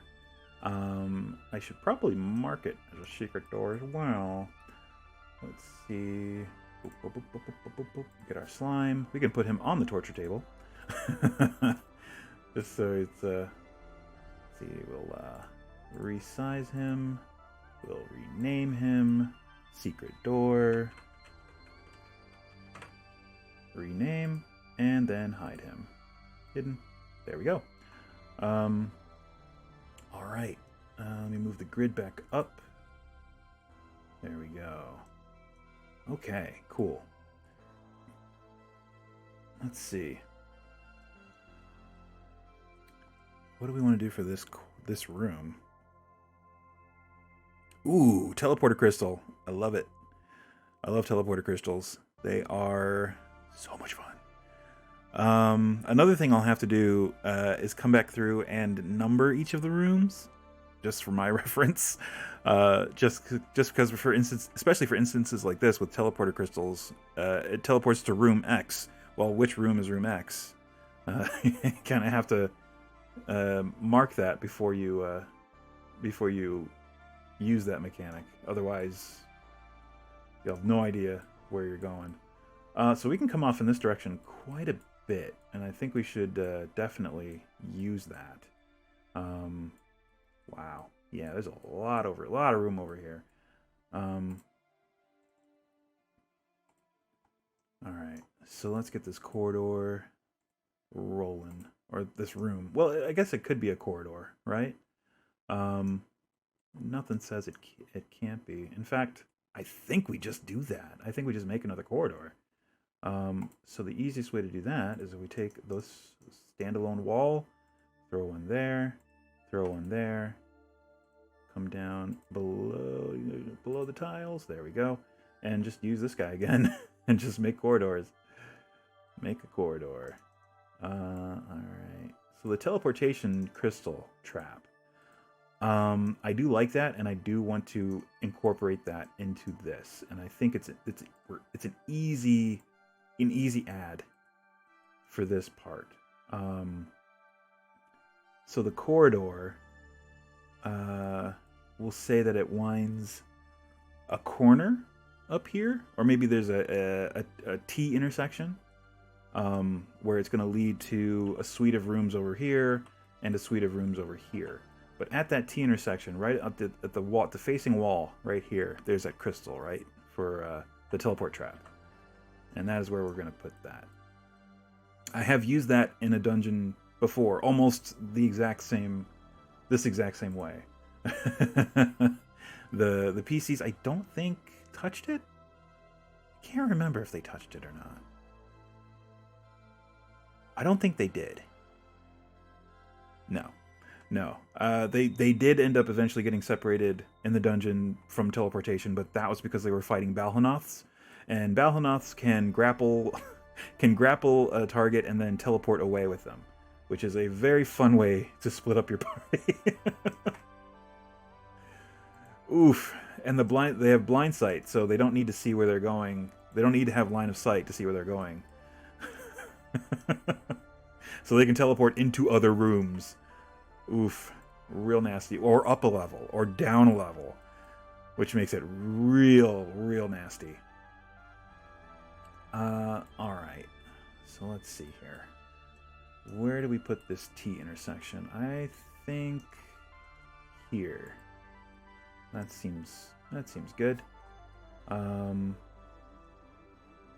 we need to...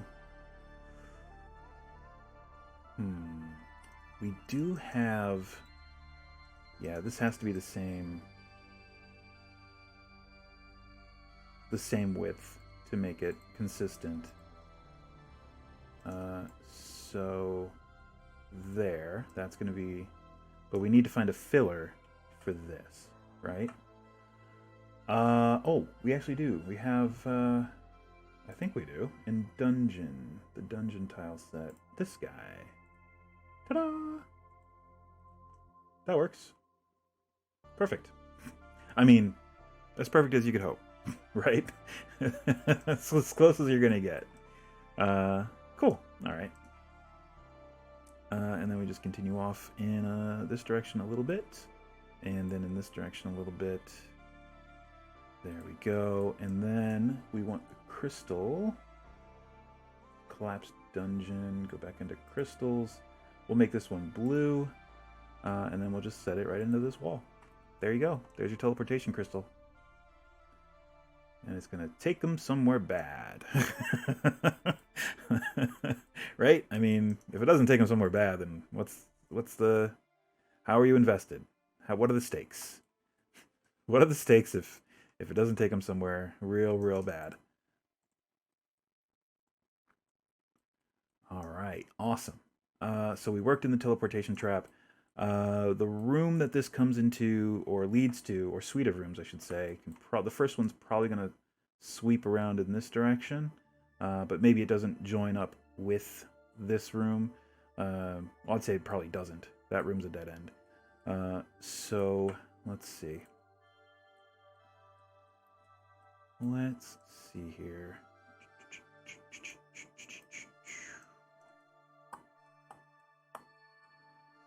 Do we want the corridor to just lead into the room, or is there going to be a door? I'd say there's a door, right? Let's see. Ooh, nice. Gibbering mouthers. Sure. They're from the Far Realm. I don't know. I mean, I don't know. There's got to be something better than gibbering mouthers, though, right? Let's see. Several square holes are cut into the walls, and numerous monstrous skulls lie within niches in the north wall. Ooh, shambling mounds. We could do that. Right. Actually, I like that better, and I have ideas for this. Do we have skulls? We do kind of have skulls, too. So we can make this work. So 28. We'll do room 28. North entry, which is technically this, is a locked simple wooden door. Cool. Alright. Easily done. So the room is going to have to... start like that, and we're gonna grab that, copy it, put it there. Wooden door, like so. There we go. And the room itself is going to stretch off in this direction for 4 with the corner, and this direction for 4, technically. And we'll grab a corner, put it there, put another one over here, and do the same thing for these. So it's a total of, 7. Oh, I see what it is. Okay, so this is actually pretty big. 8? That's not 8. That's 8. Plus this guy. Right? Nope. I think we're off by 1. There we go.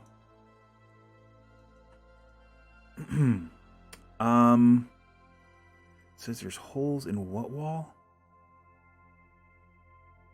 Square holes cut into the walls. Oh, in all of the walls. Ooh, okay. We might have to redo this slightly.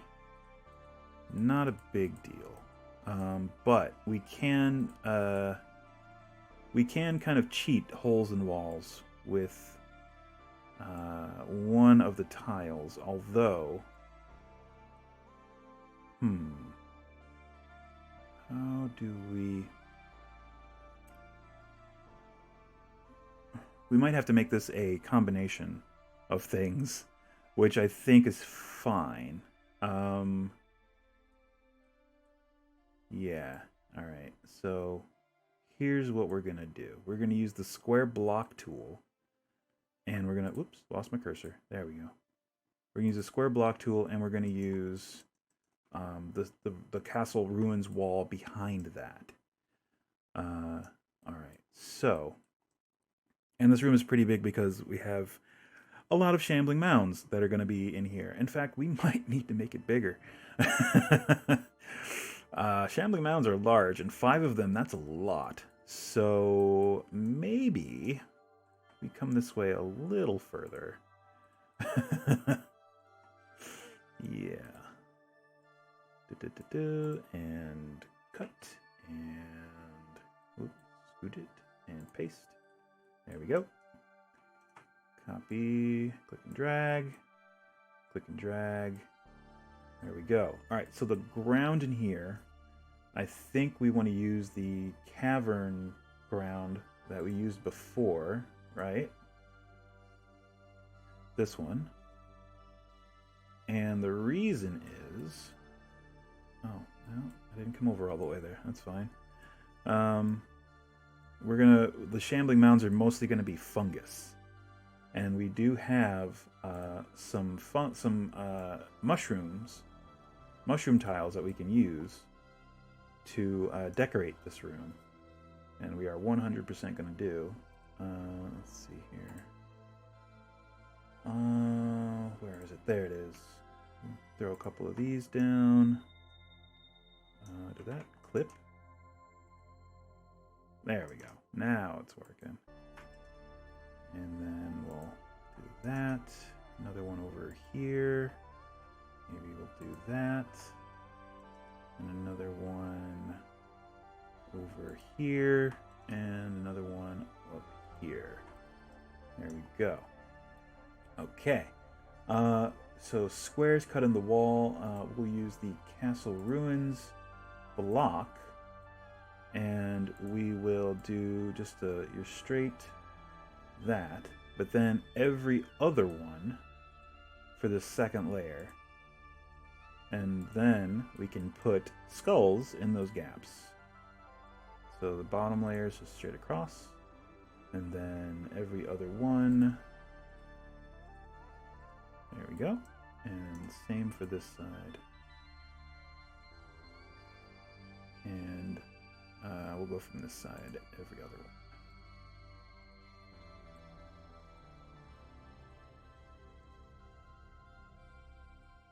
And that, and just for maximum cubby hole, we'll do it that way. Okay, cool. And now to surround this, we're gonna should probably just use this guy. Oh, but they got this. I didn't even know that. They do have a half wall. That's fine. This actually works better. IMO.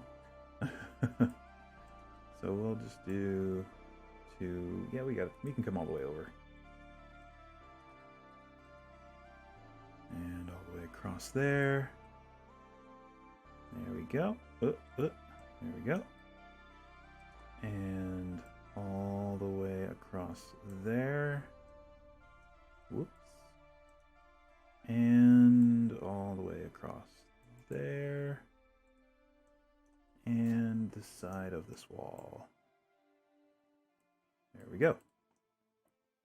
All right. Whoa. Whoa. Whoa. There we go. I wasn't zoomed in far enough. Okay, cool. All right, so now skulls. We can do skulls. Skulls lie within niches in the north wall. Well, I'm gonna say every wall. Every wall. So we have a couple options. We have a animal skull, which we can definitely throw in a couple of these. Throw one there sideways. We have, where is it? Props. Bone pile, which technically has a skull in it, but well, there's also a skull pile, which might be better. Yeah, I would say yeah. We'll just use the skull pile. There we go. So yeah, skull pile. We can actually do two. We can do up to 4 in each of these niches, since they are off center.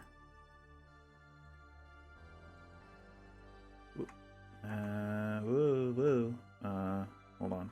There we go. And now we can just copy and throw these down.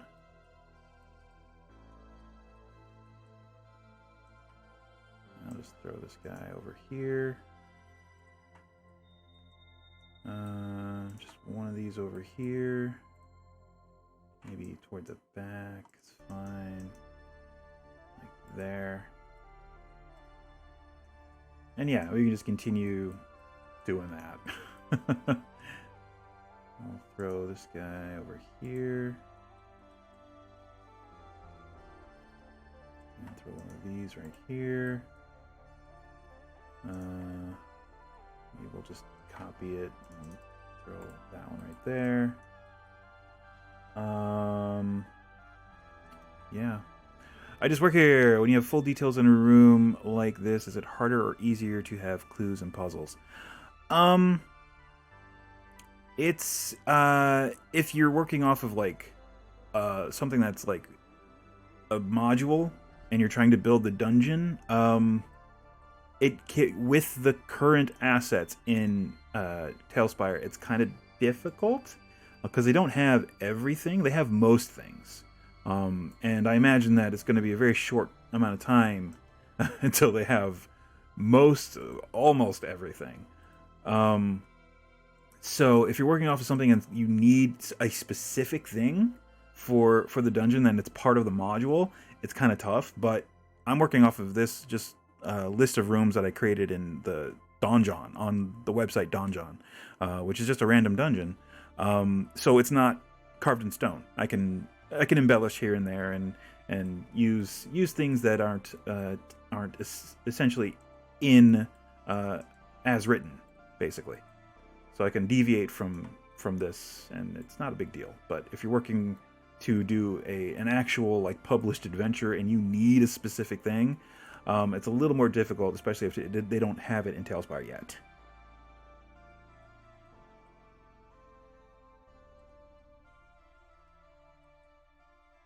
But we lucked out for a couple things because we have skulls, and these look like monster skulls, kind of.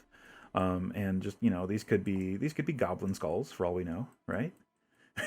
That qualifies. Hearing that making your own puzzles with the asset is easier than trying to port full puzzles in for modules. Yes, Yes, 100%. Pulling inspiration from the existing assets here in TaleSpire to make your own puzzles is super fun and easy to do. And you can get creative, and you can get especially creative once Chimera Build comes out, because then you're not limited to the grid with most of the tiles. You can go off grid and place them arbitrarily wherever you want, which really is going to help. And you can do some really fun things. Okay, so we got the skulls and the cubbies. Now we're going to go in and we're going to put some mushrooms down. Those are under nature, I believe. Yep, there they are. Mushroom patches. So we're going to do a bunch of these. Just kind of all around. Just do a big patch there. Do a big patch here. Throw in some of these yellow ones. Maybe they mix. They're not, you know. There we go. Throw a couple over here. And along this wall in the corner. There we go. And some more up here. We'll do a big patch right there, with maybe one little patch of these red ones mixed in. Some there. And I think that's pretty good. Cool. So now we can do the shambling mounds. Actually, yeah, this is fine. Let me make these, because there's supposed to be 5 shambling mounds. Let me make these mushroom patches a little larger. Because I guess what it's going to be is that the mushroom patches are just huge. Like these huge stalks, these huge fungus and they're going to shamble to life. And those are going to attack the PCs. Which should be very why is my grid all crazy? Oh, because I'm trying to do clipping with click and drag. Never do clipping with click and drag. It doesn't work. So that's 4. We have to do a 5th one. I guess it's just gonna be here, right in front of the door. We'll do some mushes right there. Rotate that. Throw some more there, and then maybe throw some yellow ones in there, and then click and drag out in this direction. A bunch of yellow mushrooms and a couple more reds. There we go. Okay, cool. So the PCs probably walk through these mushrooms, not realizing that it's a shambling mound, to get about here, and they all stand up and start attacking the PCs. Oof. Where's the shambling mound? There it is, Shambler. There we go. So we got 5 of these big boys. And 5. Whoops. 5. Did I accidentally place one down? I did. Where'd he go? Where is he? There. Oh, he's right there. Phase through the floor. Perfect. Let me turn off build mode. There. He is where we want him to be now. Excellent. All right. So all we have to do is hide these boys, and they will cause some serious damage, because shambling mounds are not fun to fight, especially if your wizard is lightning happy. Then it gets real bad. I think TaleSpire is going to shut down their servers here really soon, so I'm going to leave it at that. We will rename them later and finish other areas, maybe do periphery exits on this room at a later date. For now, we're going to go on break, and we're going to pivot to a different game. so as to not interrupt or get interrupted by the we'll do main menu. Yes. And it auto-saves, so we're good there. We don't have to worry about that. So, we will be back with a new game to entertain you all in about, I don't know, 15, maybe less than that, maybe 10 minutes. So stay tuned. There's going to be a different game. I don't know what yet. I have an idea, but I'm not 100% sure. So we'll be right back.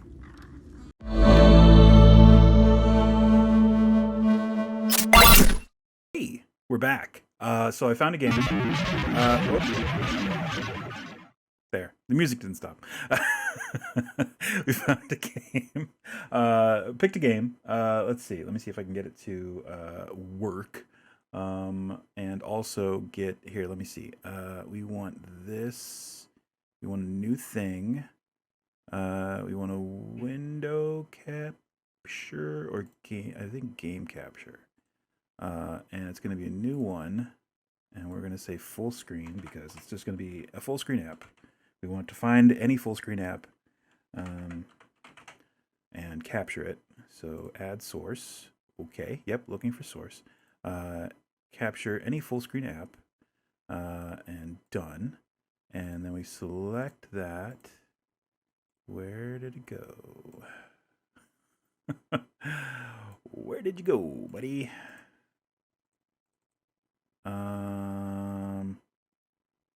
Huh. Usually I have, nope. No, that's not it.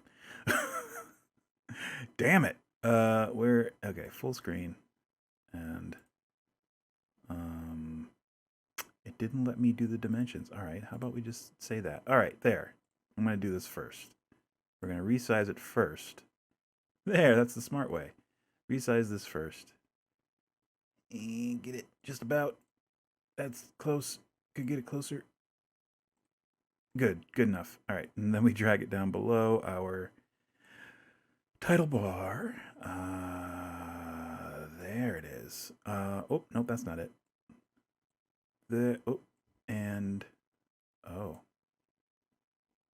Weird. Okay, that works. Cool. All right, that still works too.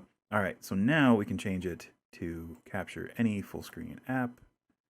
There we go. And then we hit this button and hit this button. Right? Yes. Hopefully.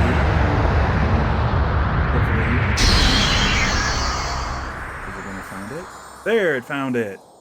Diablo. We're playing Diablo for the last hour, maybe hour and a half. Why not? We can play this for an hour and a half. We'll play some good old-fashioned Diablo.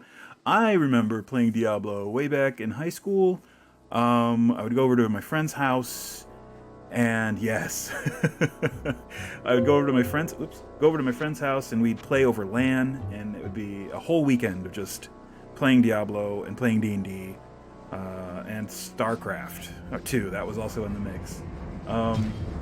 So I already have a character. I named him Teferi because, for obvious reasons, he's Teferi. He's level 5. I started playing this yesterday for a few hours. So we're just gonna keep that. We're gonna keep going with that, just to make things simple. And there we go. We're very low level. We're only level 5.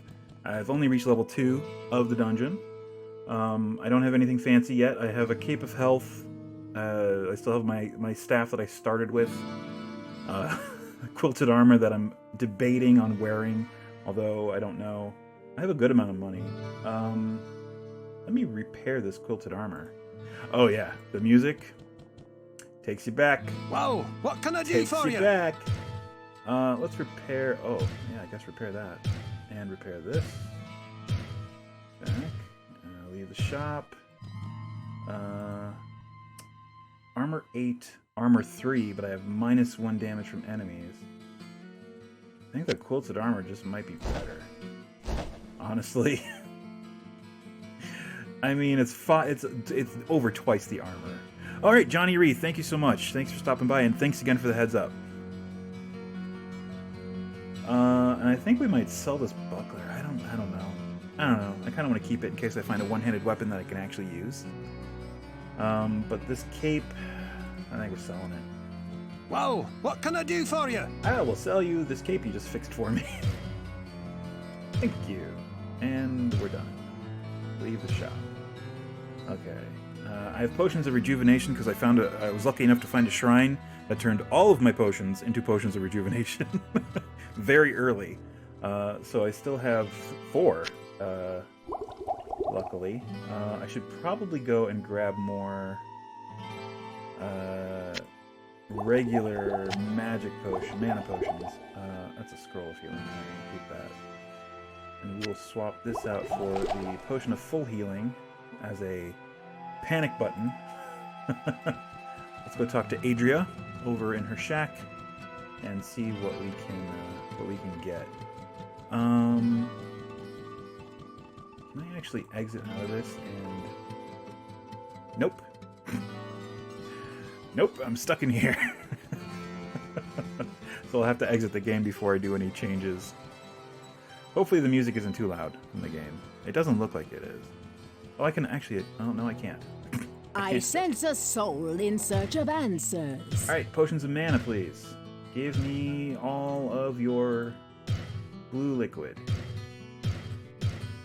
2, 3, 4. That should be good. I still have 1,200 gold. What else does she have? Book of Town... Oh, that's too much. Why do you have so much expensive stuff? Oh, man. I would love to have that. But I can't afford it. Alright. Oh, actually, give me one more potion of mana. Because I do actually have to heal it up a little bit. Alright. And we'll just use one. There we go. Let's rearrange these. They're taking up a little bit of room, but that's going to change very quickly as I start to burn through them. Cool boy.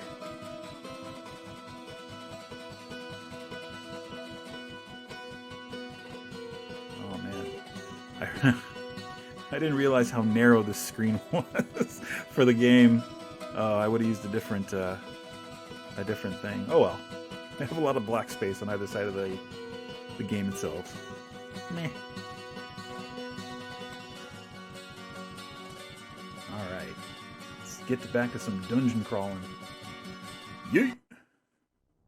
Alright, so I have explored the first level of this dungeon completely. Oh, the stairs are over here. So we're going to go to level 2. Our current quests, I believe we have to find... I'm glad I caught up to you in time. Our wells have become brackish and stagnant, and some of the townspeople have become ill drinking from them. Our reserves of fresh water are quickly running dry.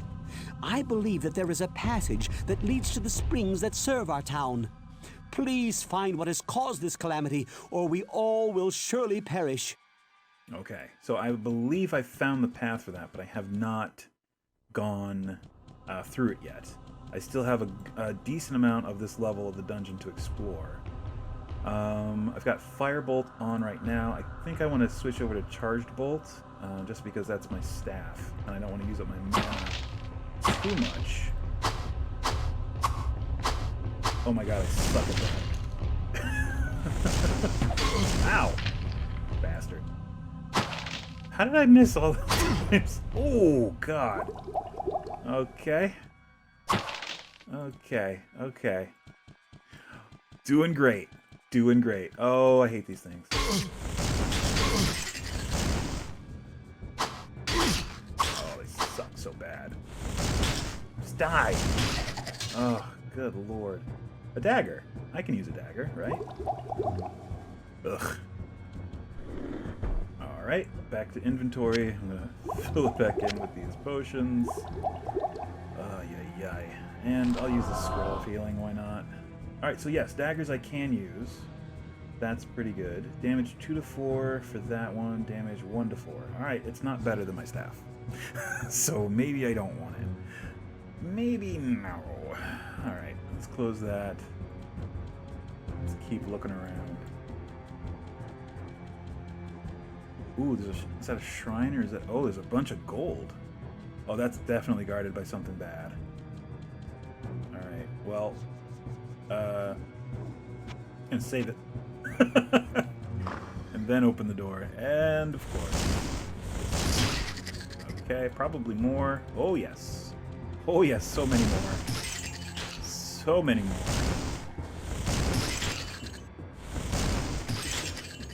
Whew.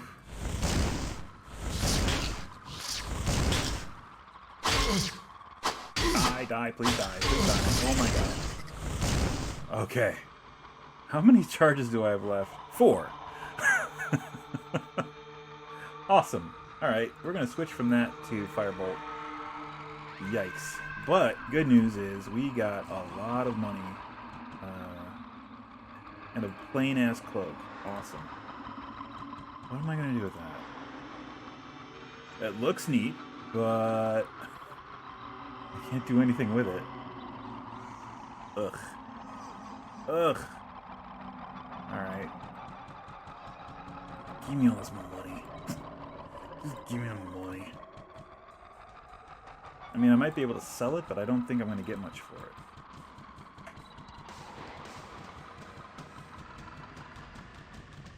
Alright, let's do some healing. Luckily, I found a book of heal, so I know the heal spell. Oh, zombies. Some Zambos.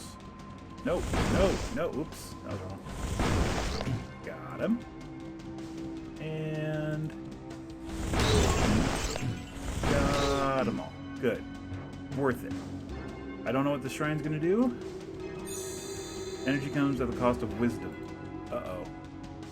Uh-oh. Does that adjust my stats?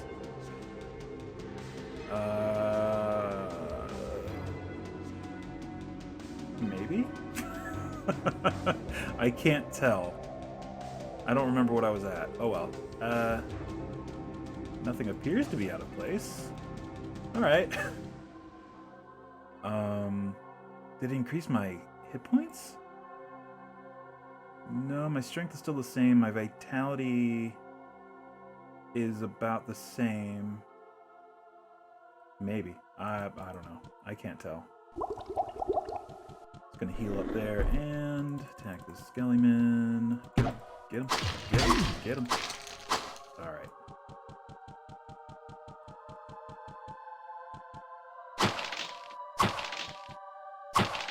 Alright, and nothing up here. Alright, this is a dead end.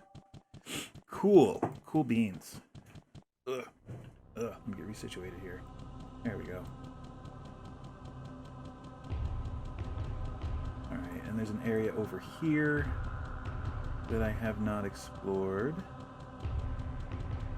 Okay, so there's the path that I think leads to the poison water. Kind of want to clear this dungeon out completely, this level out before I go down there. Ooh, okay. We got the Arc Team.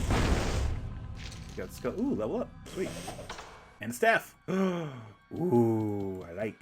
Alright, I'm going to get out of the line of effect of whatever's over there. And we're going to quickly... Do I have an identify scroll? I don't. Alright, that's fine. So, we have 5 points. I'm going to put 3...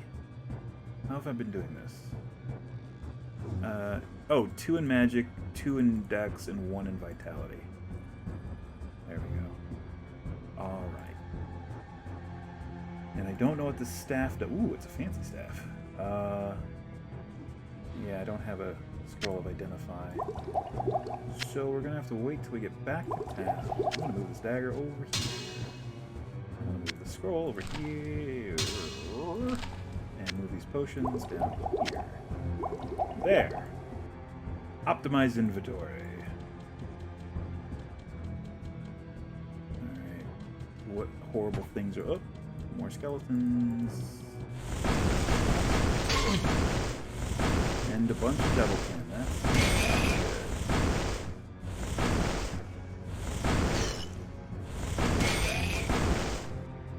Gonna drink potion.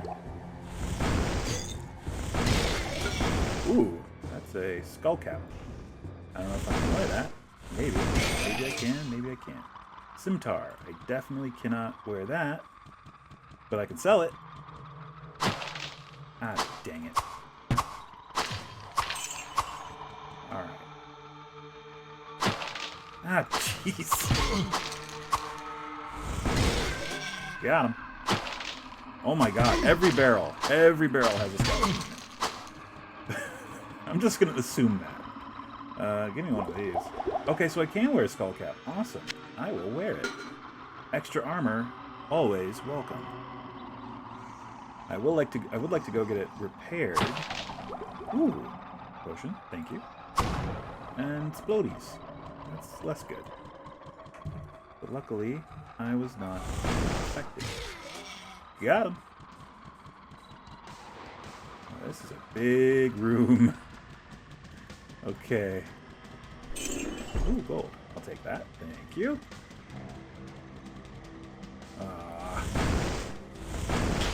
Gotcha. Gotcha. Oh, good. Oh, there's a bunch. Not enough mana. Oh, no. There we go. Gotcha. Alright. Got him. Whew. Oh, this Zambo. Die, Zambo. Oh, good. A saber. Okay. We're gonna drink these. We're gonna take the saber. Sure. It works. We're gonna switch some of this around. Move the saber over here. We have room for one more big item that we can carry back to town and sell or identify or whatever we have to do. And we're still doing pretty good on potions. And I might want to... Where's my spell? There it is.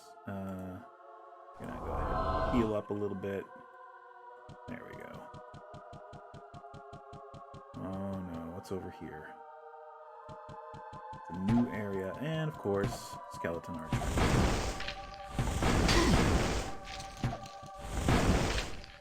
Okay.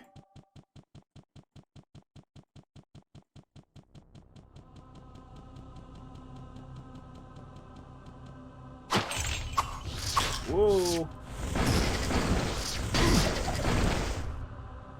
Scroll of healing, sure.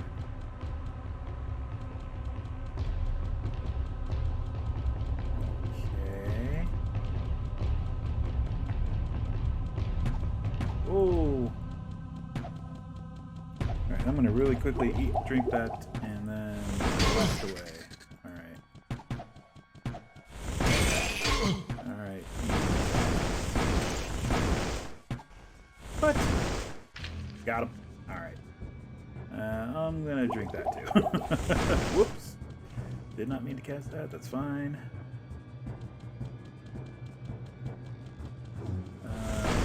There.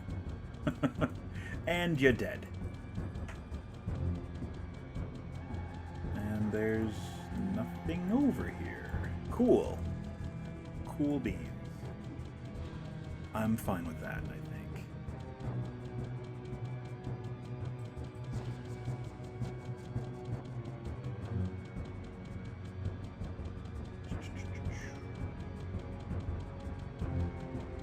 Yeah, alright, so we're gonna head back to town right quick, and then we're gonna come back and go through this door, this dark passage, and see where that takes us. I do need to stock back up on mana potions. And we're not going down to the level 3. No, no, no. That could be deadly. We also found where the butcher is, so we also have that to look forward to.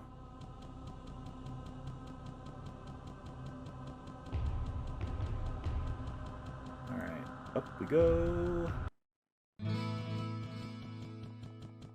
Yeah, I don't know Town Portal yet, unfortunately. So we gotta do it the long way.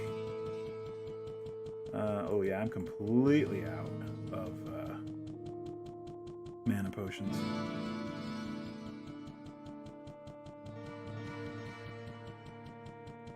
Talk to Kane. Hello, my friend. Identify Stay a while and listen. Staff of the Fool, -6 to magic. Great. Does nothing. Love it. Love it. It does 4 to 8 damage, so it does more damage than my current staff, but it's horrible. It's just awful. Alright, I'll see what I can get for it. Well, what can I do for you? I will sell you this scimitar. Yep. I will sell you this saber. Yep. Oh, he doesn't want the Staff of the Fool. Oh, I don't blame him. I'll sell the cloak. I'll sell the dagger. And I will drop the staff unceremoniously to the ground and poop on it because I hate it. Oh wait, maybe Adria wants it. That's probably it. Hold on, let me get it back. Try selling it to Adria. I mean, any amount of money I get for it. I'll take anything.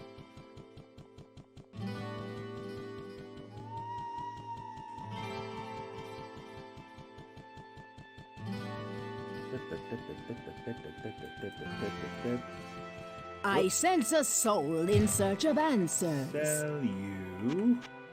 There it is. Oh, 1 gold. Yeah, sure. Sure, I'll take it. Only cost me 100 gold to have it identified. Grumble, grumble, grumble. I want to buy potion of mana, potion of mana, potion of mana, and then 4 more.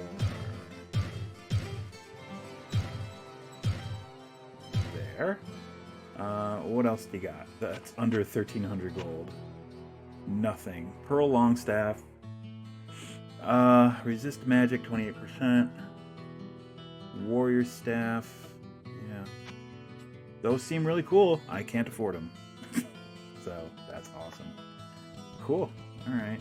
Oh, recharge. I want to recharge my staff, too. I sense a soul in search of answers. Yikes. Well, it's a little pricey, but whatever. I can afford it.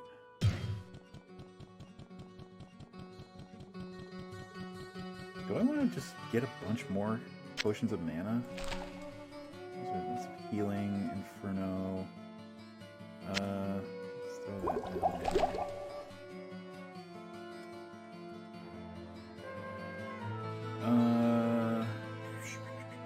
Yeah, let's get 2 more.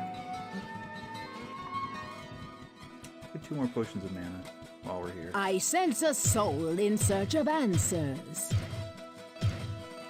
I could just be hitting enter, and I realize that, but getting back into it. I haven't played this game in a while. I've played it since high school, but not much. I think I played Diablo 2 more after high school, obviously. But like the computer I had at the time was horrible, so it was like the only game it could run. So it's part of the. Oh wait! Oh! Dang it! Sorry, I got to get my cap repaired, and potentially my armor too. I'm gonna go fight the butcher, and whatever is poisoning the water, I should probably do that. All right. Whoa! What can I do for you? Items, please. Skull cap, yes, please. Repair and quilted armor, yes. Thank you. What do you have for premium items? I can't use any of those. I can use that, and I can afford it. Huh. Maybe I should just get it. Sure. And I will sell you the buckler that I have. There you go. Alright, cool. So now, if we can find a really good... I mean, it'd have to be a really good dagger. Or any dagger, honestly. If we run out of charges on our staff, we have a backup situation. Best we can hope for. Okay, down to level 2, baby.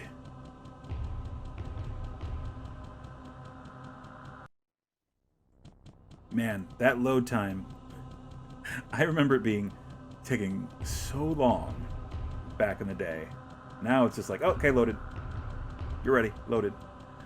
Alright, Dark Passage. Ooh, oh boy. Okay.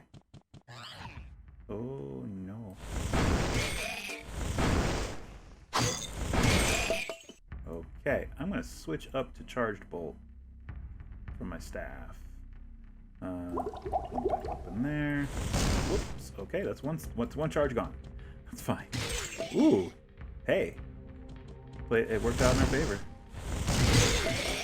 And I think this is definitely going to be the go-to spell for this situation. Hey, it's a magic cape. Just laying there.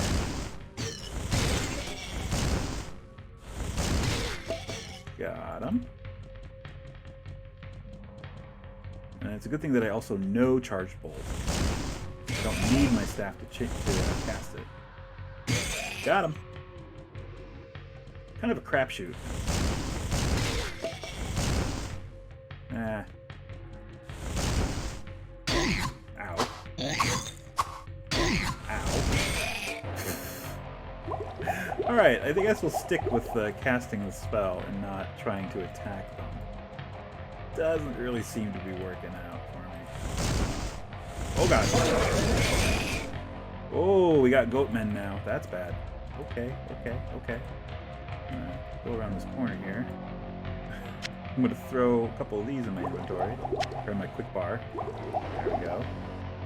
I don't know what that does yet. Oh, here comes somebody. Hey. Ooh, Staff of Firebolt. I'll take it.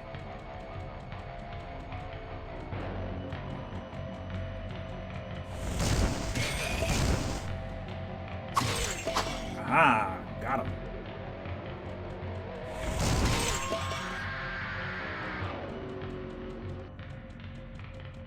Oof, this is bad. Alright. Got a little more value there. A Warhammer. Alright, I can sell that. Ooh, got him. Nice. And I got to level up. Nice. Nice. Alright, let's fall back a little bit to a safe spot. A safer spot. Like way back here. There we go. So we don't potentially have 2 points. Two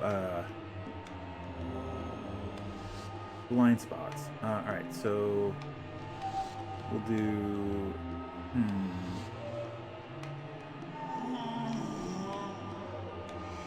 3 in magic, 1 dex, 1 in vitality.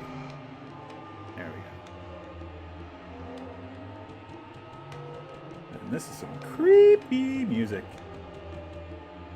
Did I go all the way this way? Let's see. I think I may have. Yeah. Okay.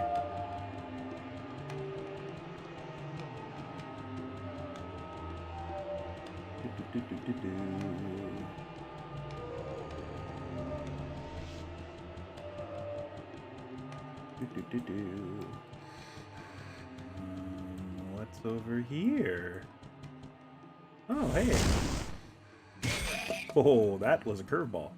Hey, guys.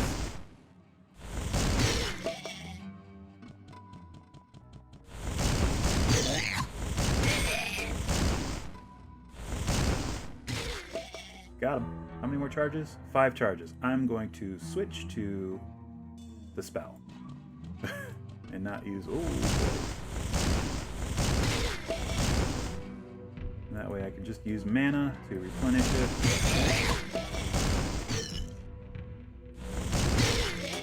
Gotcha. Alright. Oh.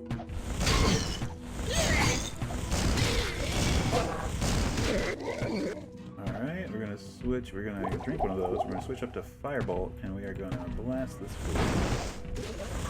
Alright, got him. Switch back to Charge Bolt. And I'm gonna follow these. Alright.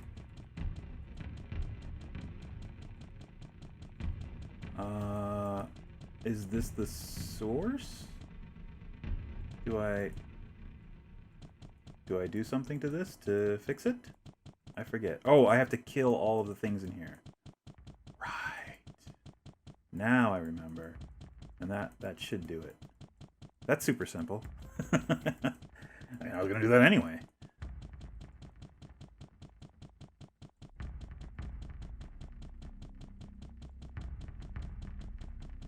Oh. buddy.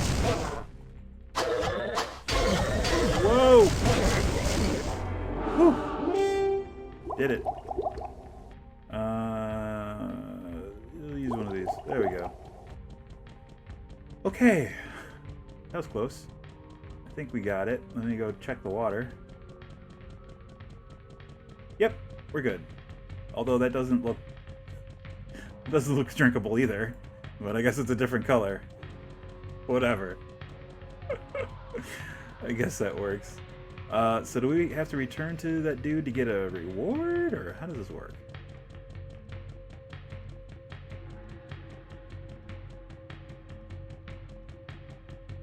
Alright, let's GTFO.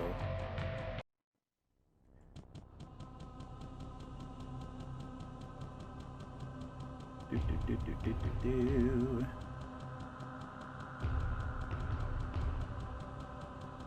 Yeah, we used up a lot of our resources. Actually, I've got some more of the... I don't think I need to get more mana potions. I definitely need to get more healing potions, that's for sure. And I need to identify that cape. I don't know. There's an outside chance that it's good. Staff of Firebolt, not strictly great, but I can sell it. So, I mean, my current staff does what? It's just a staff of Charge Bolt. Well, I guess we could swap out and sell our Charge Bolt staff, because I know Charge Bolt.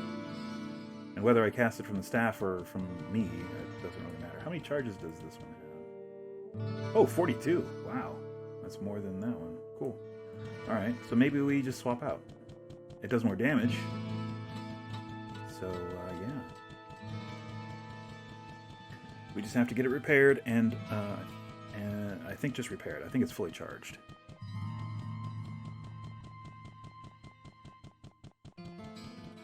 Whoa, what can I do for you? I want to sell you this Warhammer. There you go. Let me get my cape identified. Hello, my friend. Stay a while and listen. Fine Cape of Thorns. Ooh. Attacker takes 1 to 3 points of damage, plus 20% armor. Okay. Let's try this. Let's see what happens. Our armor currently is 17. If we swap that out, it becomes a 12. Yeah! No, I don't want that. I mean, the added bonus of the damage is fine, but it's just not that great. It's just not good enough. I think we sell it. Let me put my buckler over here. Yeah, it's just not doing it. So we'll sell the cape. Whoa, what can I do for you? Find Cape of Thorns. Have adder. We can leave cape, or leave that, leave the shop, and I'm going to buy more healing potions. How much money What's do I that you have? say? Oh, yeah. The mere presence of the demons has caused the water to become tainted? Oh, truly a great evil lurks beneath our town. But your perseverance and courage gives us hope. Please, take this ring. Perhaps it will aid you in the destruction of such vile creatures. Yeet, yeet.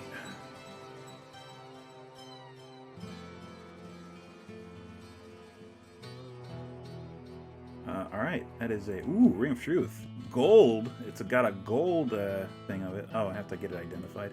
You're not gonna tell me what it does? Oh, jeez. Hello, my friend. Stay a while and listen. Tell me what this does. Indestructible. Okay. Okay. Oh, plus 10 hit points, minus 1 damage from enemies, resist all 10. Huh. I'll wear it. Oh wait, can I get that repaired? My staff? Hold on. Repair item. Whoa, what can I do for you? Oh, yeah, absolutely, yes. Repair that for me. And sure, repair that too, because I'm going to sell it. Oh, sure, skull cap. Sure. Leave the shop, and I forgot to buy potions. Jeez. around and around and around. What ails you, my friend? Oh, receive healing first. Then we're gonna buy some items. I have 900 gold. Alright, we're just gonna stick with regular potions of healing for now. And give me 4 more. 1, 2, 3, 4. There.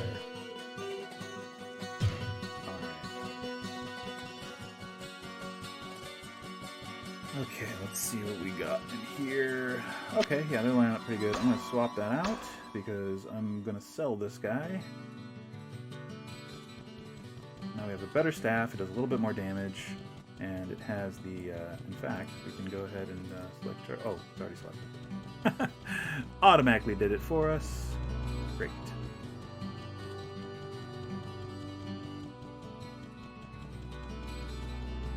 I sense a soul in search of answers. I'm gonna sell you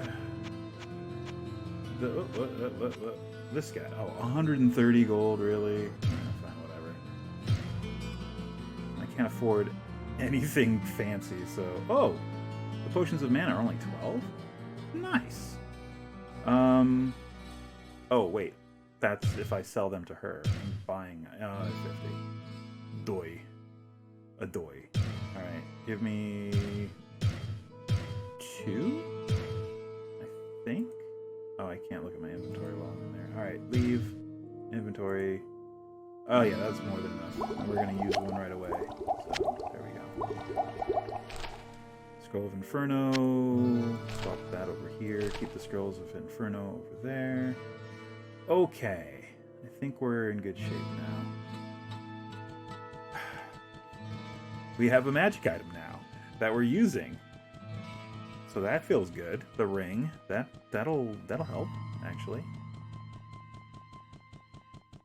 But now we have to fight the butcher, and I am not confident. I'm not confident. That's why I saved the game right there. I'm not confident that it's gonna go well.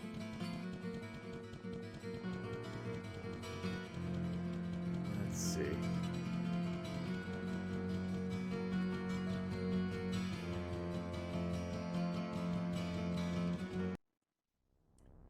Okie dokie.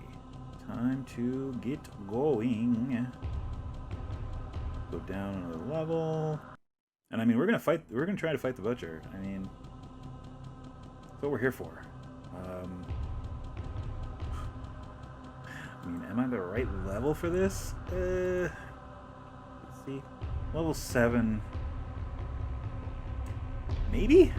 I don't know. I mean, we'll give it a shot. We saved it, so if we die, no big deal. Is there more? There's no more dungeon to explore down here, right? We've sort of looked through everything. Yeah, we looked that way. This is a dead end. I don't know why I went that way. Oops. Here we go. Oh, I haven't looked over there. Well, we'll go look over there first.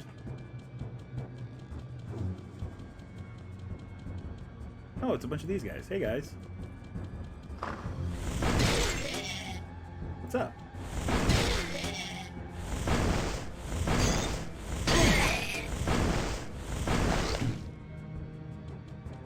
Grab this gold. Get these Zambos. Oh, hello.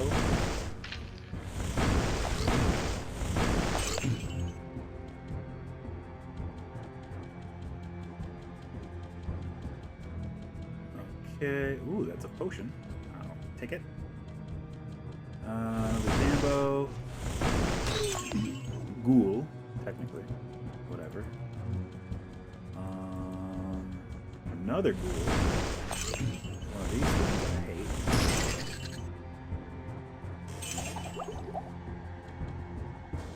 Some gold. Ah.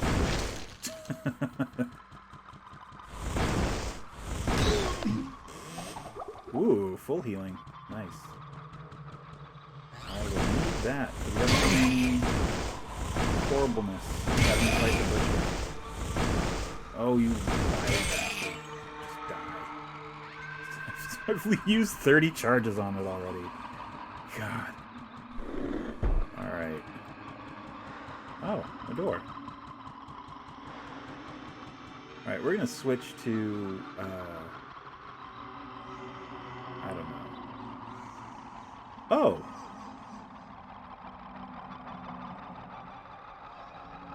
Wait, I can do that? Cool! Oh, it's only got 37 now. Uh-oh. Oh well. That's fine. I will switch to Charge Bolt.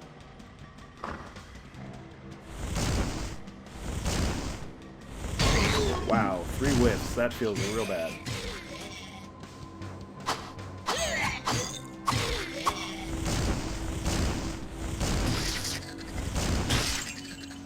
Alright. Recharge there. Follow this. Maybe it'll hit something. Nope.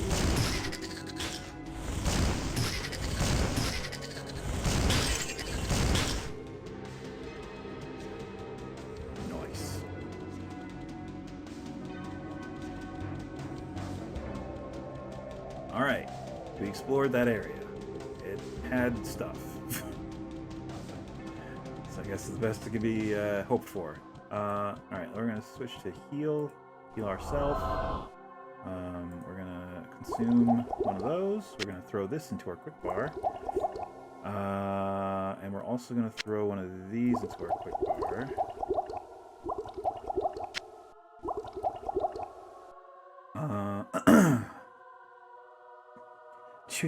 Should our opening salvo be Inferno?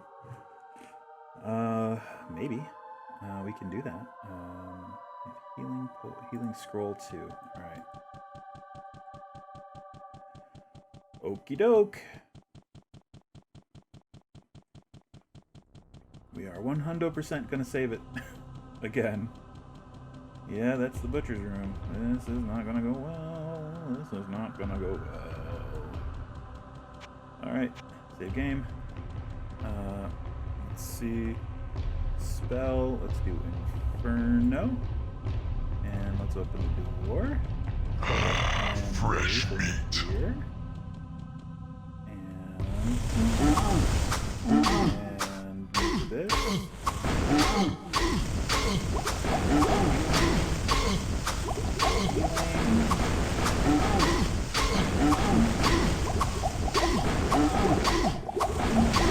And we're done. God damn it.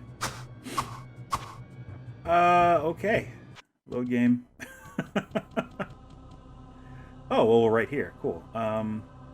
Inferno didn't do anything. Alright, so we're gonna use our staff first. And, hopefully outrun him and blast him. Or maybe we go down a level and level up some more. I don't know. I don't know what to do. Let's just do this. Let's just try this. See if it works. We're gonna go over here and we're gonna blast him.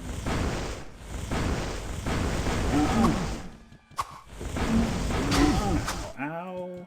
Move, move, move. Ow, ow. Ow. Ow. Ow. Alright. Let's use one of our big ones. There we go. He's very fast. That's not good. Okay. Stick and move. Stick and move. Ow, ow, ow, ow, ow. Okay. We're screwed.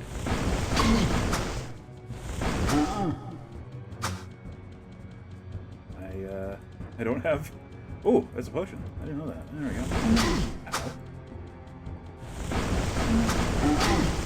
Oof. Oof. Oof.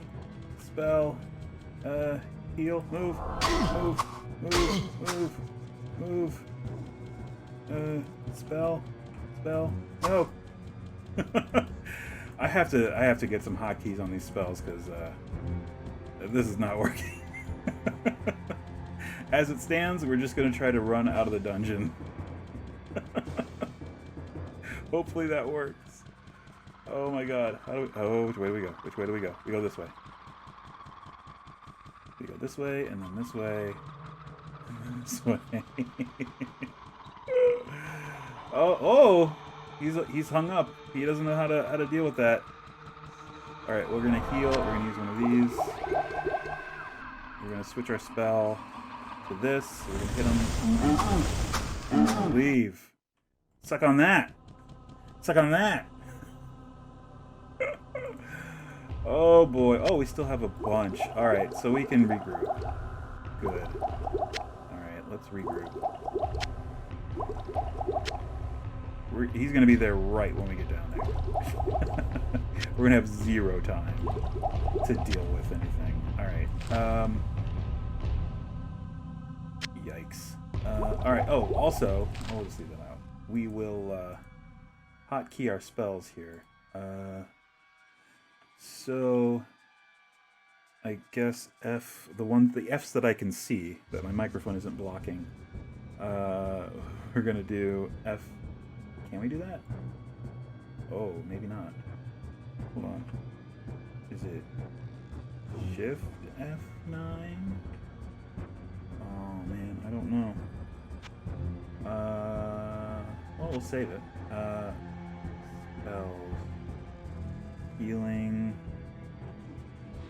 Maybe we have to use F1? Oh, here we go. Open help screen. Escape. That doesn't strictly help us.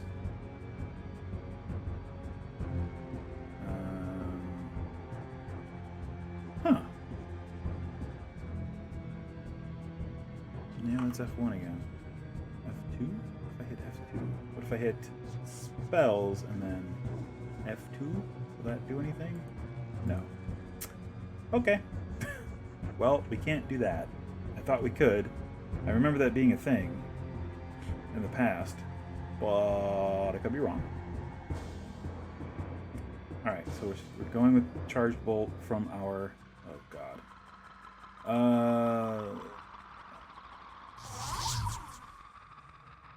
Okay, I see. It comes down charges every time I use that. Sure. Okay. Price to pay. It's diminishing returns. I understand. Whoa. Okay. Okay, that was probably not the best place to save it. Haha! Oh my God.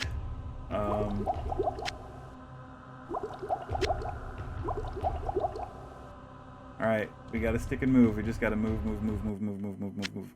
No, don't drop a potion! Oh God. And up we go.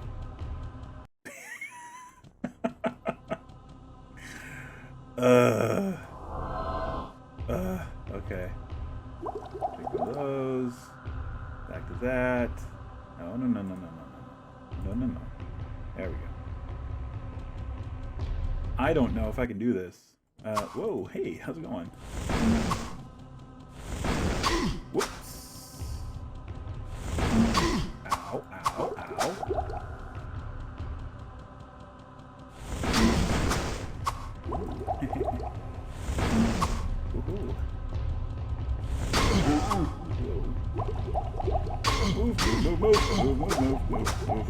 Move.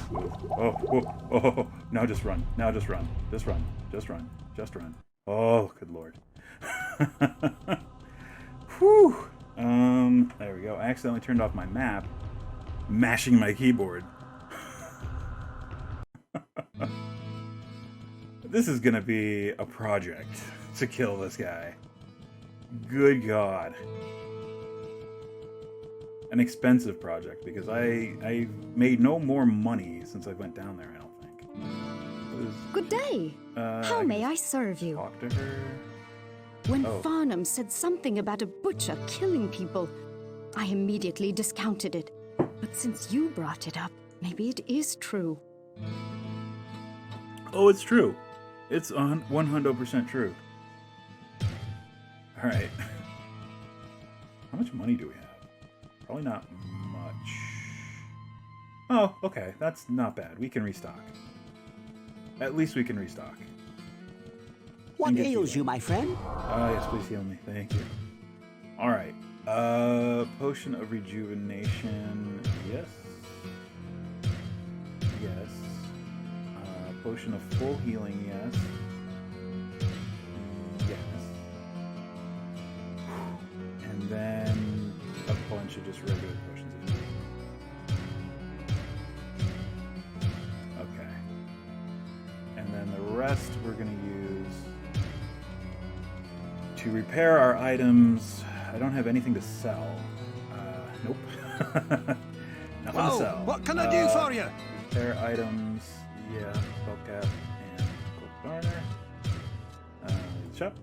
Alright.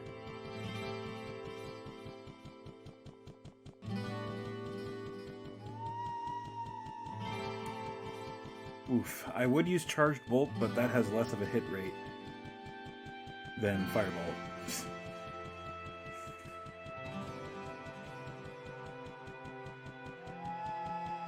I sense a soul in search of answers. Alright, I can buy 3. 1, 2, 3. Done. Alright. Okay. This is pretty pitiful, but hey, we're making do with what we got. Whoops. No, give me that back. Thank you.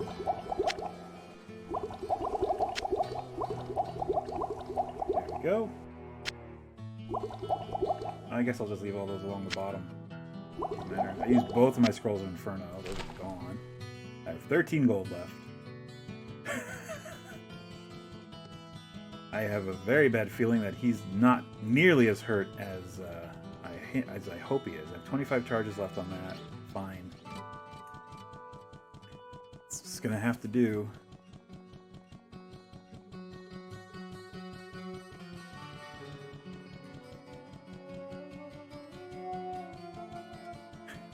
Hopefully we can end up the stream with me killing the butcher. That would be fun. Unlikely, but fun.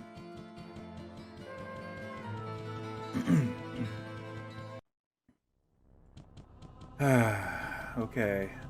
Yeah, I really wish that the F buttons could do, could be, is it a scroll button? No. Wow. Wow, really? Options... Color cycling, okay, that doesn't do anything. That does nothing. Sure, we'll save it again. Seems like a good idea. And down to our death.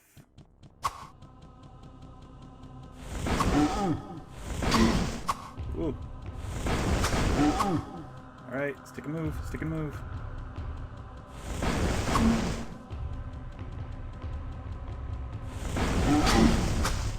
Use a regular potion. Keep moving, keep moving. Oops. Try and get to straighten. Ow. What is that? Gonna circle around this sarcophagus and this chest. Ouch. Back through here. Blast him a couple times.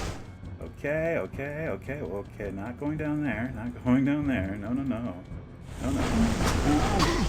Whoa, whoa, whoa, whoa, whoa, whoa, whoa, whoa. Alright, whoa. Okay. Ouch. Oh, God. Oh, God. Shut the door. Shut the door. Shut the door. No! Let's try to shut the door. I couldn't. Alright, I am out of that. Shit. I need that. Yes! Okay, okay, okay. We're okay.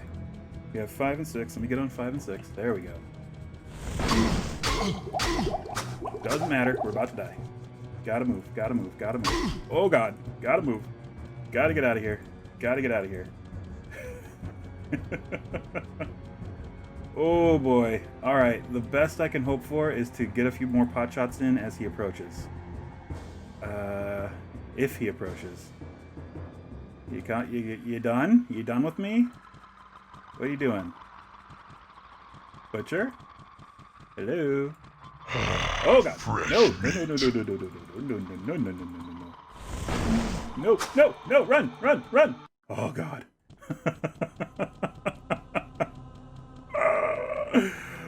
Oh, boy, we're screwed. Well, I think we still have healing potions in our inventory. But that's all we... Yeah, we have 2. Great. Fun. All right. Whoa, no. No, don't drop them. Those are precious. Precious, precious things. Oh, my God. I keep dropping them. Anyway. That's our stream for today. We kind of had to pivot to Diablo because of TaleSpire updating their game, their interface, their program, the app, whatever you want to call it. It's technically a game in which you play games, different games. But yeah, that'll be fun. I'm excited for that. They're going to have new updates. It'll be the Chimera Build. We'll get to see what new treats and tricks we can do in TaleSpire next week. Thanks everyone for stopping by and chatting. White Raven, Johnny Ree, I just work here. Thank you so much. We will be back on Thursday for Paper Mario. Well, first it's Final Fantasy VI around the same time. And then 5 hours after we wrap that stream up, we'll be playing some more Paper Mario, the Origami King, and I promise my voice will be correct this time, as opposed to last time, where it was just something weird, and I don't know how that happened, but whatever.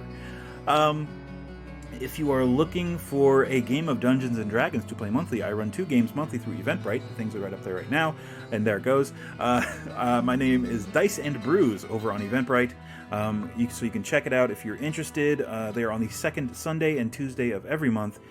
Tickets are around $18, and they are dungeon crawls. So if you miss a month, you won't miss any story. It's just you'll miss some of the fun. That's all. So yeah, if you're interested, head over there and buy a ticket. It'll take you to all the links that you need to create a character, links to the Discord, links to the interface on Roll20, and information on how to make a character on D&D Beyond if you need that. But it's all that's free. The only thing you're paying for is the ticket. Everything else, everything else is free. D&D, making a character in D&D Beyond, free. And as long as you're part of my campaign, which there's also a link to, you have access to all of the source books that I have access to, that I've purchased. So that's also fun. So if you want to play something very specific, chances are I have the source book for it, and you can create that character after you join my campaign. Yeah. Aside from that, if you're looking for a non-game of D&D to play with your family and or friends over video chat, you can check out Tour Guide Games. They run professionally led TTRPGs for you and your friends. You can reinvigorate your game nights, your game night game changer. Head over to tourguidegames.com. I run games on there, so if you pick one of the games, you might get me as your tour guide for that game. So yeah, you can pay for a 2-hour session to play a very fun, rules-light game to play with you and your friends or family over video chat. It's a good way to reinvigorate your game nights that may or may not have suffered in this past year of social distancing, but there is an option out there. So yeah, aside from that, everyone please stay safe, wear a mask, wash your hands, don't touch your face, social distance whenever possible. The mask goes over your nose. It doesn't go under your nose, it goes over your nose. And we'll catch you here next time on the Vaporlock 81 corner of the interweb. Bye-bye.